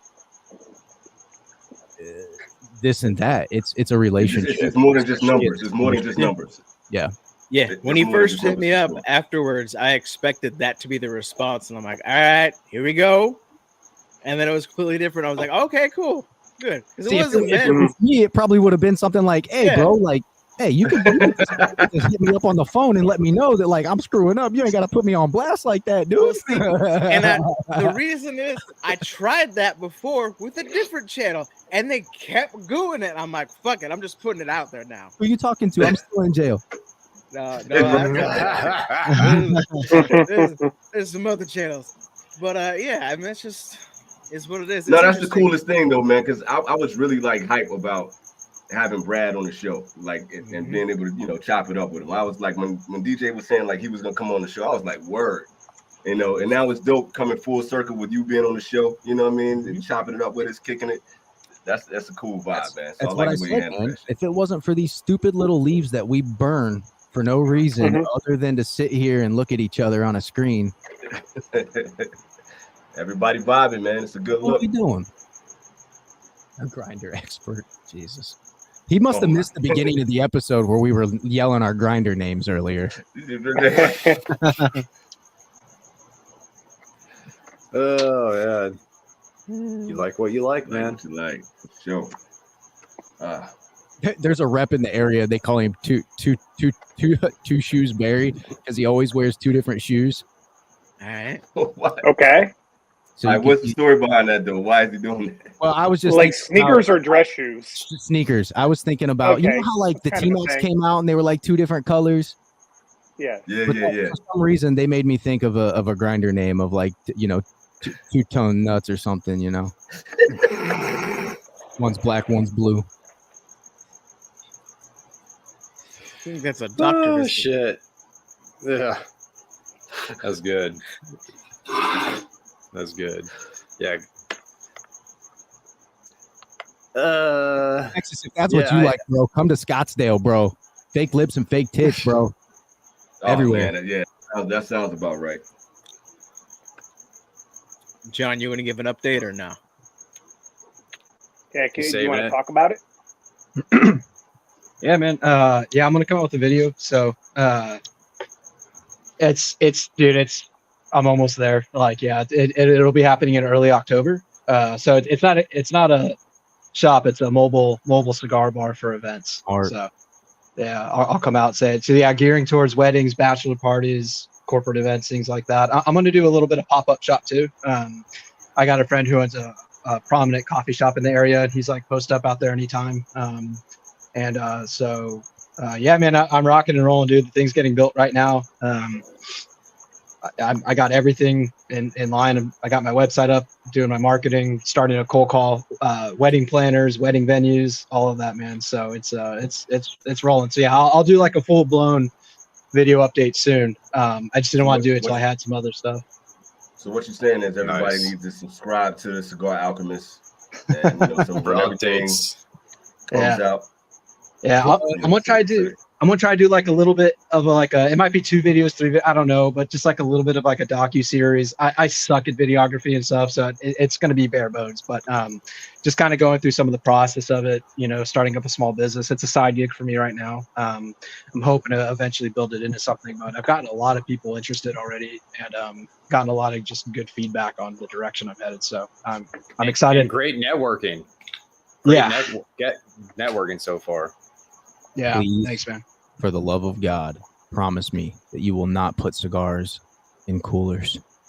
Oh, hell no. Nope, not going to happen. You got to worry about that here, Jack. Especially if they're not locked. Yeah, no. They'll be JB, you just made my day with that one, brother. That was so good. There's a very specific reason for making that comment, and hopefully people catch it. No, we with you. We rolling. We rolling. I'm with you. Rolling. I know what you're saying. I've wanted to buy cigars from people before, and then I see where they're kept, and I'm like, I don't know if I want to buy them anymore. No. We cool. No, they're going to be well taken care of. So, but yeah, I'm coming out with a video in the next couple of weeks. Just how to get some stuff in line. And I got tears in my eyes from that one. That was so good. Roll now. So yeah, that was good. I'm like, okay, so like something like fun fact about me. I'm a huge hip hop head. I'm a huge Eminem fan. I'm a huge Nas fan. I'm a huge like subliminal messages. You got putting little things in there. Like if you ain't catching, you got some bars. Forget about it.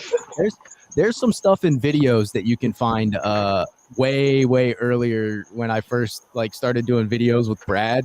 You can catch some of that stuff. There's some bars in there closely. Nice. How were you on the Death of Slim Shady? How were you on the new album? Oh, bro, come on, man. Yeah. Favorite song? Boy's back. My man's working. My man's back. Favorite song? Favorite song is probably gonna be Renaissance. I like Zeal. Habits. Okay. And actually, I like Bad One a lot. But Bad One didn't get a lot of love, but it's a good song. Bro, that beat in the background. White Gold. Yeah, but which one? Oh, Lucifer. Is it Lucifer? He got the beats right there. He got the beats on deck. One of the songs had this just like sinister. Oh, Toby, dude, that sinister mix in the background of that song that just keeps like almost haunting you through the whole freaking song, dude, is just. Oh my god. Nice. Oh my god. I'm convinced that LL Cool J just dropped a new album. M was on it too. Eminem is on that. That album is fire, by the way. He wrote that LL Cool J verse. Everybody's getting pissed at me because LL. Oh, I am 100% sure. Bro, LL's got so? You think so? I don't know, man. I don't know. Okay, think about this. LL has been rapping for just about 40 years. Y'all have never heard LL Cool J rap like that ever. He ain't never been on a song with him. Yeah, exactly. But the moment he gets on the song with Eminem, oh, you rap like Eminem now? Oh, really? He had his cadence. He had y'all know Eminem. Y'all are diehard Eminem fans. You can listen to Eminem and tell how Eminem writes. He doesn't write like anybody else. All of a sudden, LL Cool J rapping like him. I'm 100% convinced he wrote that for him. Yes. That's too short. Hey, yes, too Texas. Short, man. Life is too short. Load of No love from Oakland. Oh, dude, there's some new guys like Easy Mill, one of the only guys since 50 Cent to get signed to all Aftermath, Death, all. Yeah. I've heard about it, kid. Easy Mill's fire, bro. I don't know what he says in Filipino, but I get that stuff, bro. I get him. I don't know what he says, but I'm there. He actually gets to play out here in Japan. Easy. That makes sense, being Filipino. He's right there. Yeah. He gets love out here in Japan. Yeah, 3-6 Mafia. 36. I actually saw them live, or not them, but I saw Juicy J live with Logic here in Phoenix not too long ago. And NF, Still rapping? bro. Oh yeah, Logic. He just put out an album. I didn't know. Yeah, I Logic haven't is even dry. heard Yeah, that. bro. I'm old and out of touch. Ultra 85. He just put it out. Okay, I'm gonna have to check it. I'm old and out of touch, man. Yeah, That's and all NF. it is. If you haven't heard NF, bro, oh my god, that man. Dude, NF's great. That concert was fire, bro. There were so many parents with their kids, and I'm just in there freaking like spitting flames, bro. And all these parents are looking at me like, this dude is on some- Don't do drugs, Jimmy. You see that guy right there? Don't do drugs. How'd you feel about the Kendrick and Drake beef? Oh, bro. Yes, please. Were you more. eating up every single second of it? Please, yes. I want more. Give me more. Okay. Give me more of that, dude. I still play 616 in LA. Like I want it's a that regular 7-minute song, drill from J. Cole to come back. Why? I know you might delete later, but put it back, bro. I didn't know you was a hip hop head, dude. That's good to know. That's good to know. Oh yeah, Like- big time, bro. Big time, bro.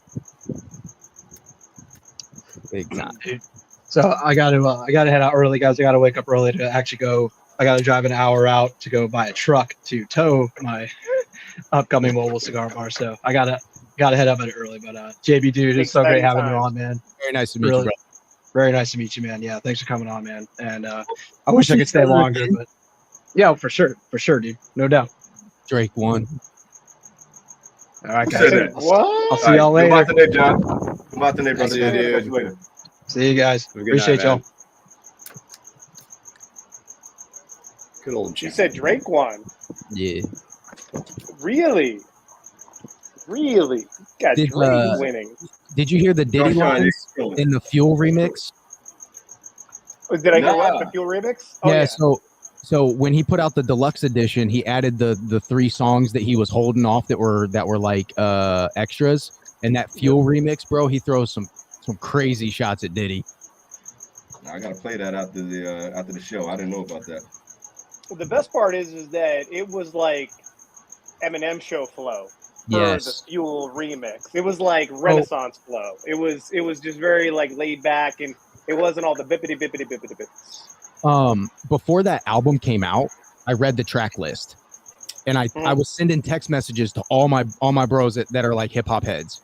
And my college roommate makes beats. So when we were in college, we actually drove to Georgia to meet Wiz Khalifa to sell him a beat. Oh shit! That's dope. Yeah. That's sick. This was like before Wiz made it big. He was still doing stuff on like underground mixtape and doing a lot of features. But he How'd came it to go? Florida and met us. He used it. I don't know. The song was mostly underground. It never went like to an album. But yeah, he used it. And I told my roommate Nate, I was like, bro, this album's meant to be listened to backwards. And then all the reactors started bringing it out, and they were like, it's supposed to be listened to front or back. If you listen to it this way, Eminem's killing Shady. If you listen to it this way, Shady's killing Eminem. He told you in a public service announcement, though, just to listen to it from front to back Well, he said no. He said it's meant to be listened to in order. in order. Yeah. Yeah. Which order he didn't say. Right. Say Drake won because if he baited into giving out incorrect. I mean, Pretty sure they all won with the amount of money they all made off everything. So Nah, Drake ain't winning right Everybody now. won. It's Cypress Hill, dude. Yeah, I remember that. Grandma's Boy when Rob Schneider throws that guy's bong and he's like, smells like a Cypress Hill concert in here.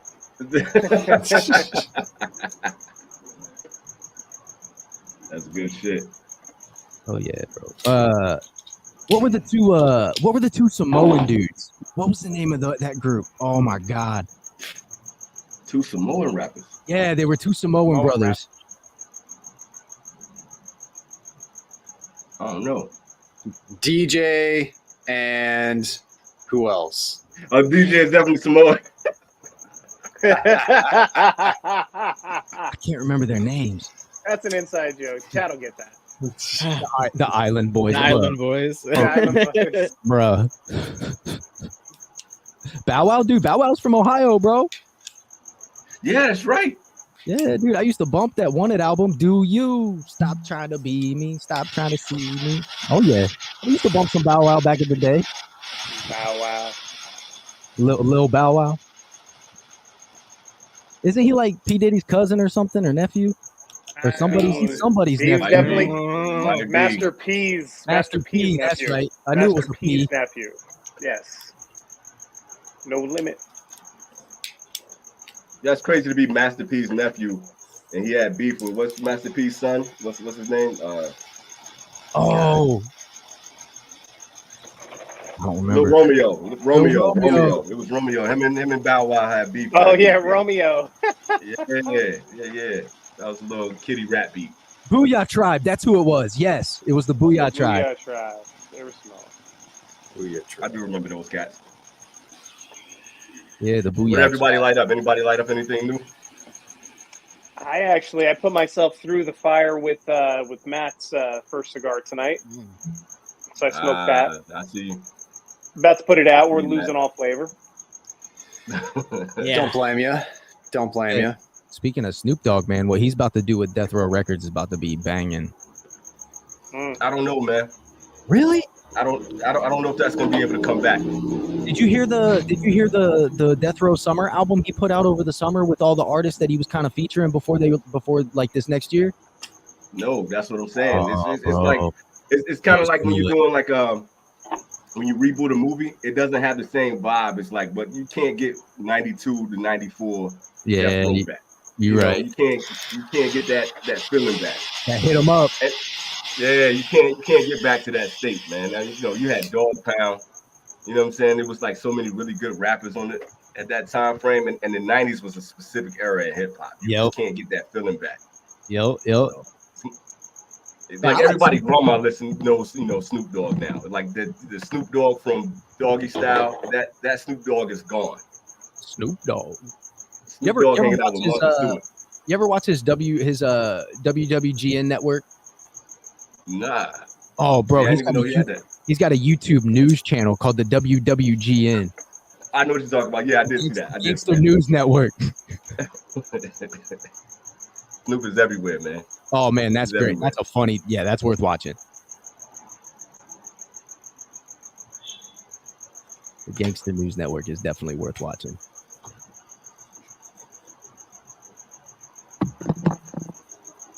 Nice, dude. Got the 44 bull. with the bull. Congrats. What's your opinion on the Andalusian bull, JB? I wish I would have had it when it first came out before it got the Cigar Aficionado Cigar of the Year, and then they were overproduced. Yeah. We talk about it all the time. Like it needs time. You gotta let it age now because it was They're mass over produced, something. so Yeah, Overproduced, I smoked overrated, two- overhyped. I wasn't a fan of it, to be Yeah. honest. Yeah, I'll take the the Chisolito, the Lennox. I'll even take the La Picada over that. Yeah, Things with La flavor. Picada is fire. Dude, Jimmy don't care, dude. He says it, dude. That's why he's here. I got nothing to lose. I love it, bro. I got no stake in any game. It was funny when me and Brad were talking about, after the video and you guys started talking, I was like, you know what? It's kind of cool, man. Jimmy understands that controversy drives the views. He knows what he's doing, baby. He knows what he's doing. It's one thing that Pick Jimmy knows is know how to, drive the views and drive the controversy. I swear, I love watching some of the shorts in the comments because I know DJ's in there. I know he's in the comments, and I know he's giving back the fuel. I know he's planting the seeds, and he's just peeing on it, just waiting for it to grow. Flower, motherfucker, flower. It's funny because people don't get it, and I'm like, yeah, no, I'll just fuck with you a little bit, and then I'll keep commenting. I'm like, keep going, keep driving those. This is great. Engagement is pushing. Keep going. Just keep going. I love it, dude. I love it. It cracks me up. Speaking of, do you watch anybody else? Like, do you go on, to watch the shorts? Do you watch the other reviews? And Probably not as much as I should. I'll be honest. At the beginning, I was very hyper aware. Right. I'm a big study of the art of war, bro. No, for sure. To know everybody else is to know yourself in a way, right? Not that everybody's an enemy, but like to know what everybody else is doing kind of helps you know what you're supposed to be doing. And if it's the same thing that everybody else is doing, you got to do something different. Otherwise, what's people coming to see you for? Yeah, so for sure. I was really hyper focused at the beginning, and I think once I finally got into a comfortability with being a part of the show with Bradley and being a part of the business and being somebody that's a little bit more involved both in the videos and just in the business in a day-to-day, I think what needed to happen came naturally as a result of that. But speaking of, man, how do y'all set up time? Like, when you the show is the lounge is still going. You still got I know that got to be crazy, man. You know, the lounge is still going. People are still active while you sitting here right now. Let me put a picture on it. Me and Brad are sitting up. I'm sitting up front labeling cigars. Brad walks up, goes, "Got an idea. 5 reasons you shouldn't smoke a cigar. Let's go right now." And we would literally sit down and film right that second. That's dope. Yeah, that's dope, man.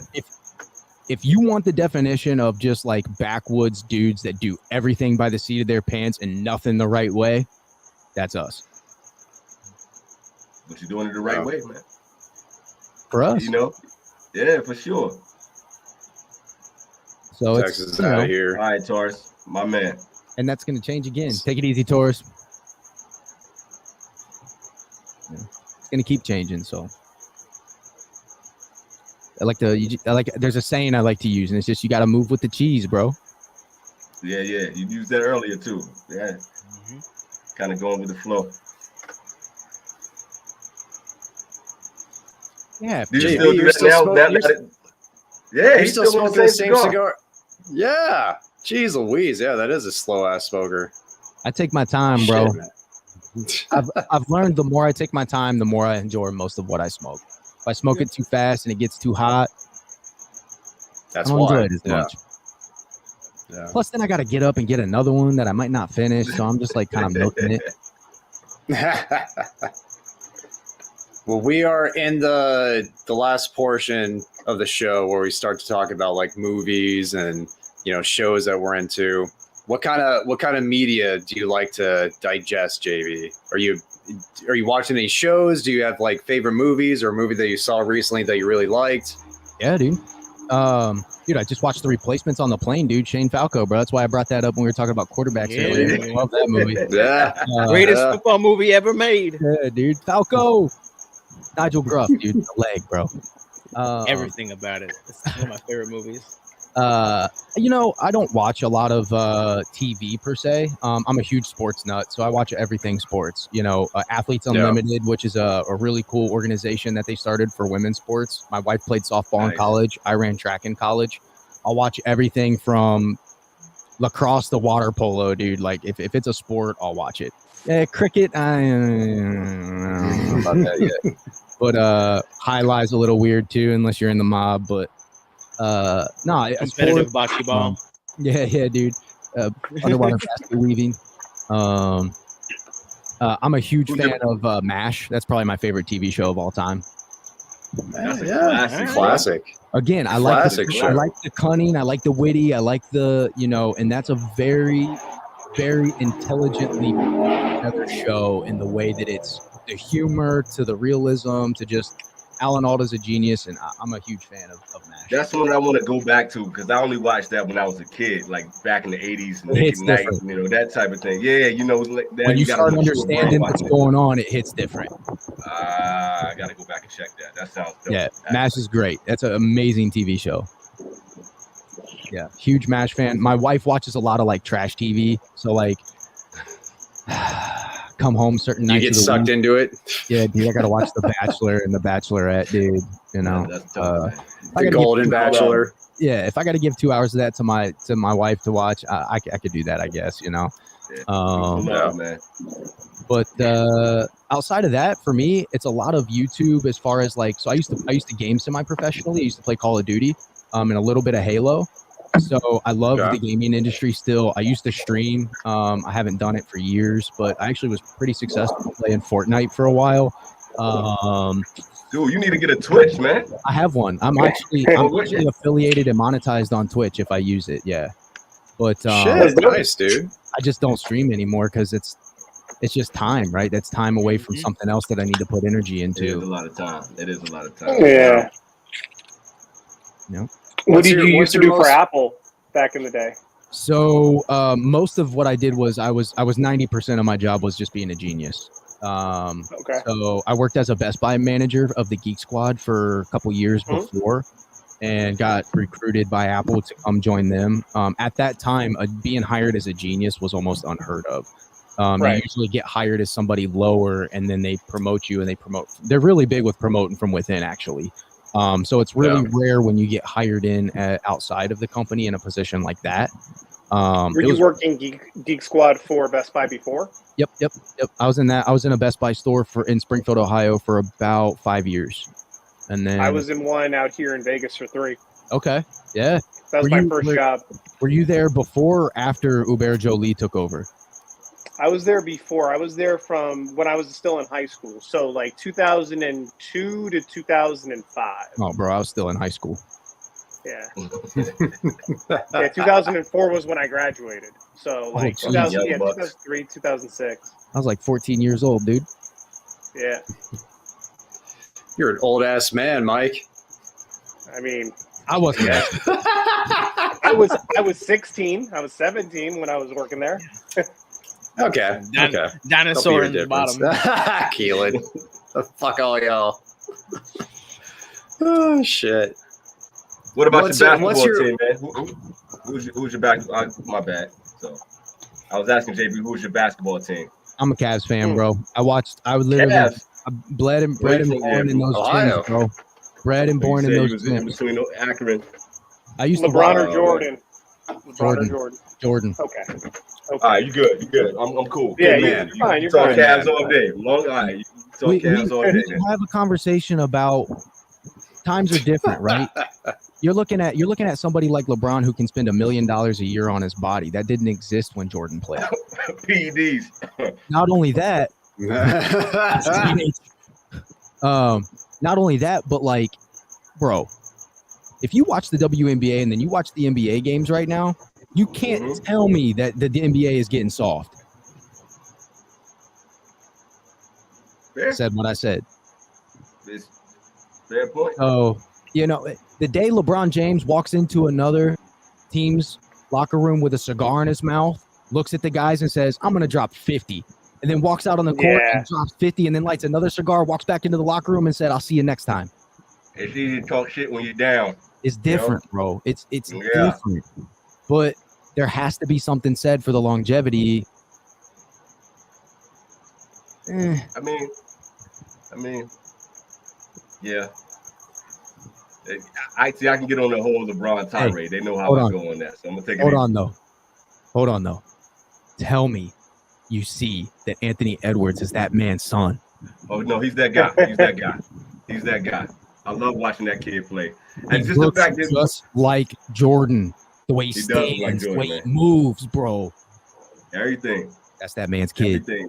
The athleticism, all of that. Jordan, get your son. Jordan's actual kids can't even move like that. Like, you know what I'm saying? Nah, that's his kid, bro. Nah. I just love the way they like doing the Olympics. He's playing with Anthony Davis, Steph Curry, Kevin Durant is his favorite player. He was like, nah, I'm gonna go out here, I'm gonna ball as hard as all of them. And I'm gonna talk my shit on the I got nothing but respect for that kid, man. You out there with LeBron, like, fuck this. I can play as hard as all these cats. Hey, so it's like that game in Monaco, dude. It's like that game in Monaco. Yeah. That, Keelan. Let's talk a lot about LeBron not winning anything until he left Cleveland to go play with his boys down in Miami, and then came back to Cleveland once Dan Gilbert was ever able to clear the cap space and get him Kyrie Irving, who won that championship for him. Here's the thing about that, JP. We can talk about Pride of Princeton, New Jersey, man. Everybody talk about Jordan before he went on the run to win six championships, 2 3-peats, right? They literally had to beat that man up. In order to stop him. Literally. They had to beat him up. They created Jordan rules. The Jordan rules. This guy up. And LeBron James, if he gets touched on the top of his head, he got to check to see if his hair is still on before he can go play again. I ain't trying to hear none of that talk, Deshaun. I can't roll with that, bro. I can't roll with that. But Cleveland right now, man, y'all actually got a good squad, man. It's just a bunch of, young cats that's out there balling, man. Donovan Mitchell's hooping. Like, Cleveland looking pretty good, yo. So y'all be pretty good. That's a good squad. Fuck LeBron, though. The ultimate team would have been Shaq and Kobe if they could have kept stuff together, though. Hands down, that would have been the best. That's the best dynasty that could have ever existed if they would have stayed together. The problem with that was Shaq. Shaq is the problem. The reason why he tells you. Shaq is too busy playing around. He's too busy being goofy. He's too busy being outside doing all this other shit. Like, they really could have, like, Shaq blew up to 330 pounds or something like that. If Shaq would have stayed at 300, 250, nobody could have stopped that man. With Kobe, you couldn't have stopped him. That would have been impossible to stop that team. That would have been. Shame things didn't work out for him. He's really struggling right now. I feel you on that, Darshawn, man. I grew up in them gyms, man. I used to squeeze under people's legs to watch them games at St. Vincent and St. Mary, bro. I know. Good shit. He used to be there, man. I remember. We probably saw each other one day. That's crazy. Small world. We might have even played against each other. Aside from golf, man, you play any other sports right now? You still out? I play softball 2 to 3 nights a week. If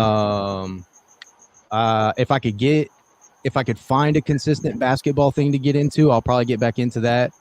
I still run. I hike a lot. I hunt. I have a 40-pound pack that I'll put on and just disappear into the mountains for like a couple days. Yeah, dude. You got to come out of Japan, man. Do Fuji, man. I've heard nothing but great things about Japan. I had a friend that was stationed in Okinawa with the Marine Corps unit. She was the physical therapist for the Marine Corps, or for the pilots there in Okinawa. And then I had a friend that was in Iwakuni. He was in the Marine Corps. He was stationed in Iwakuni. Yeah, my kid's in a swim team now, so we're gonna be up there too. So okay, swim team. So that's love, man. If you ever make it out here, man, holler at your boy. Serious up. I've heard Japan's beautiful. It might be something on the list. I'm surprised they're not paying you to help them make babies over there right now.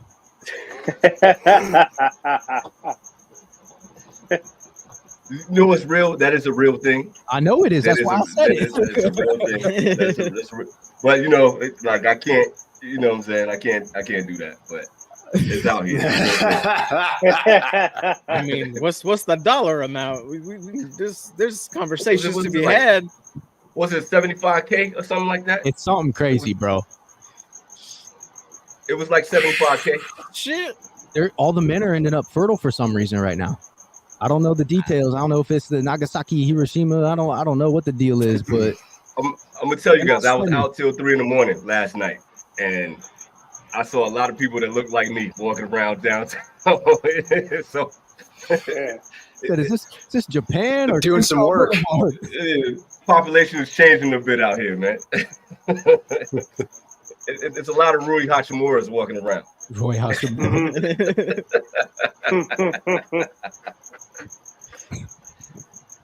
A lot of Rui Hachimuras out here, for sure. What is this? Bo Jackson, along with Jordan. I'm going to say, I honestly believe Bo Jackson is the greatest athlete I've ever seen.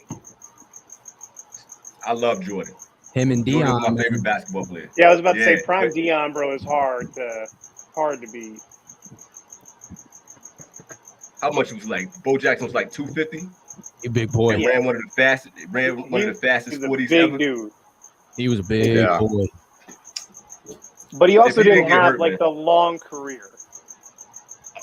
His hip got dislocated, man. That was he popped it back up in place and finished the rest of the game.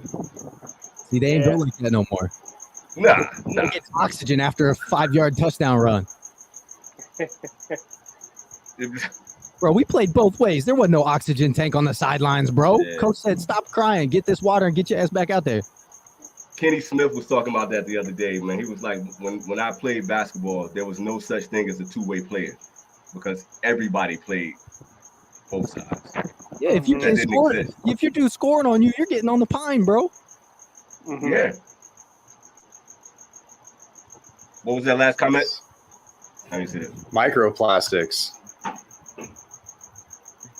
Oh shit! All right. I don't know what to do with that. I'm gonna stay out of that one, bro, because I ain't got the kind of time to dig into Probably up drink that out of rabbit hole. aluminum cans.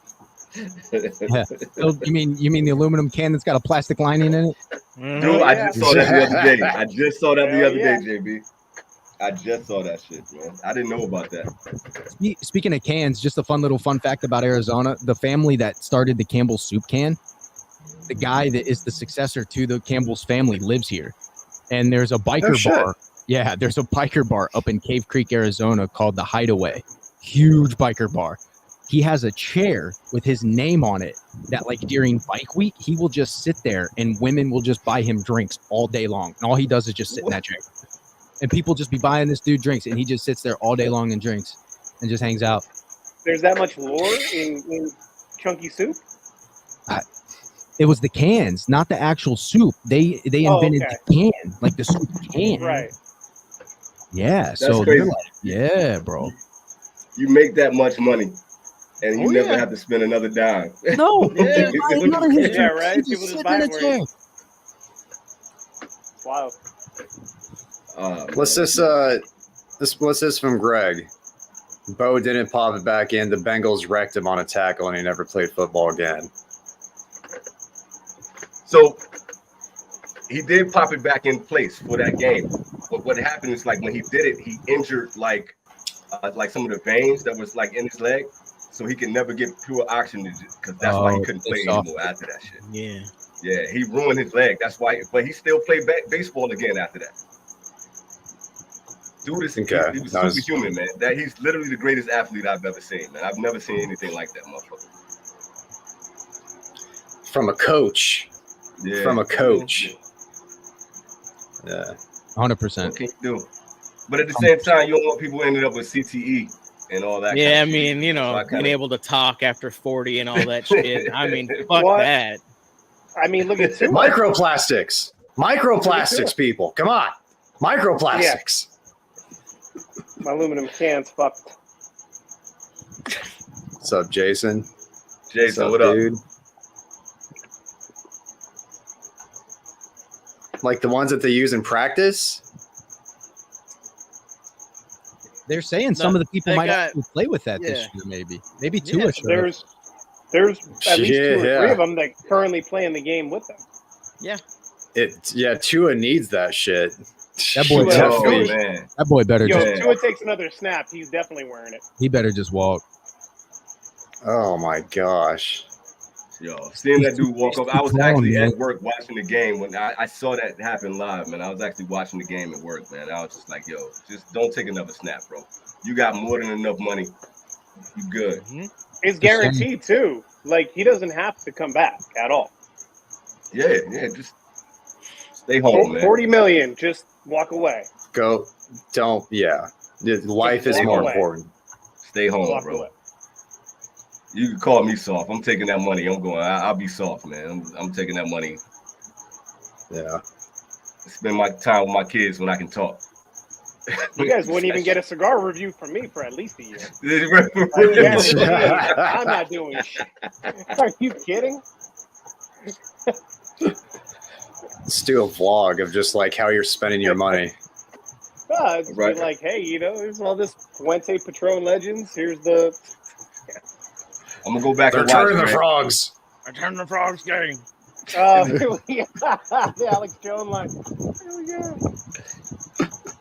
Oh shit. Oh boy.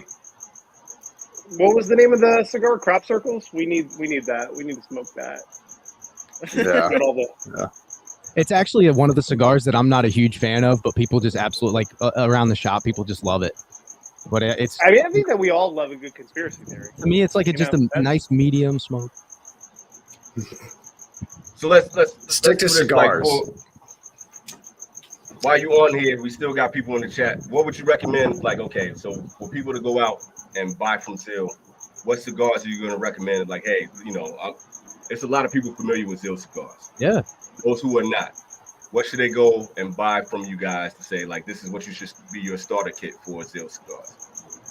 Two of the things that I usually recommend is we do mystery packs. I do 3 different versions of it. I do a 5-pack, which is 3 premium blends, 2 house blends, and then I do a black mystery bag, which is 5 and 5, and then I do a combo of the 2, which is 15 total cigars. So you get 8 house brands and 10 premium banded brands. So that's kind of a cool way to get like an introduction to some stuff. And I'm usually smart with it. I usually try to put cigars of ours that are match or similar to the cigars that are also the banded ones, right?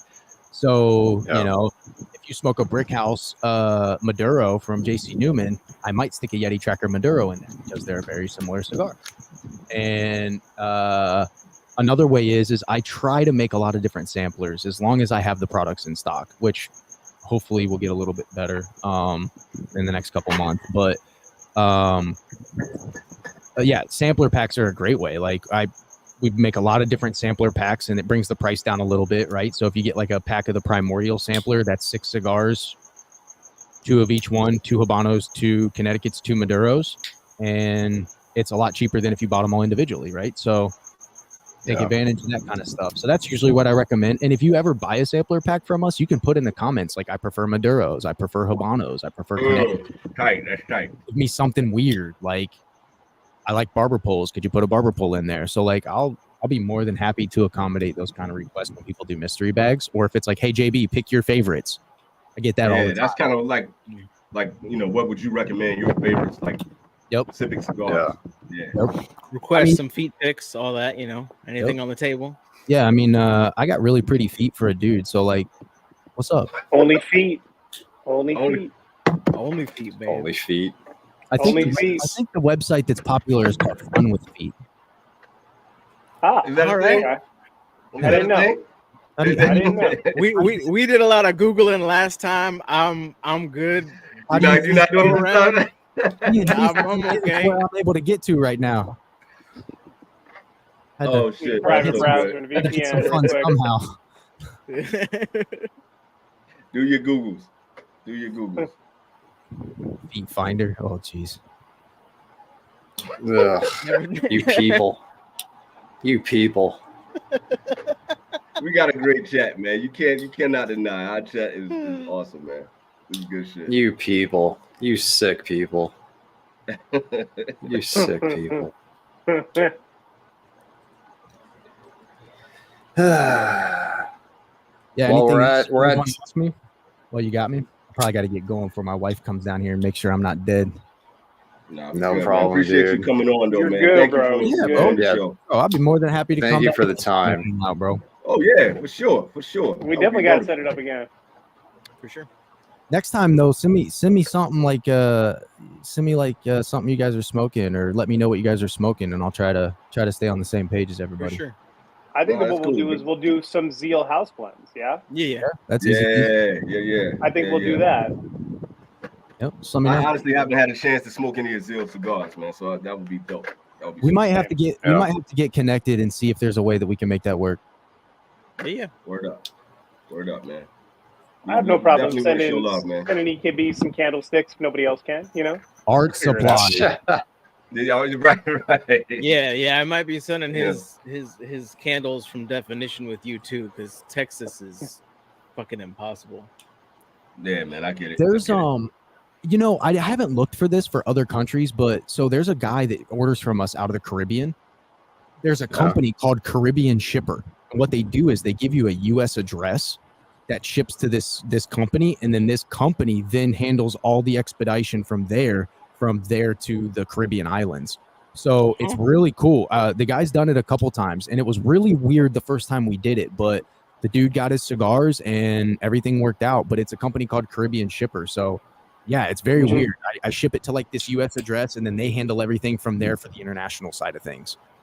That's actually kind of clean.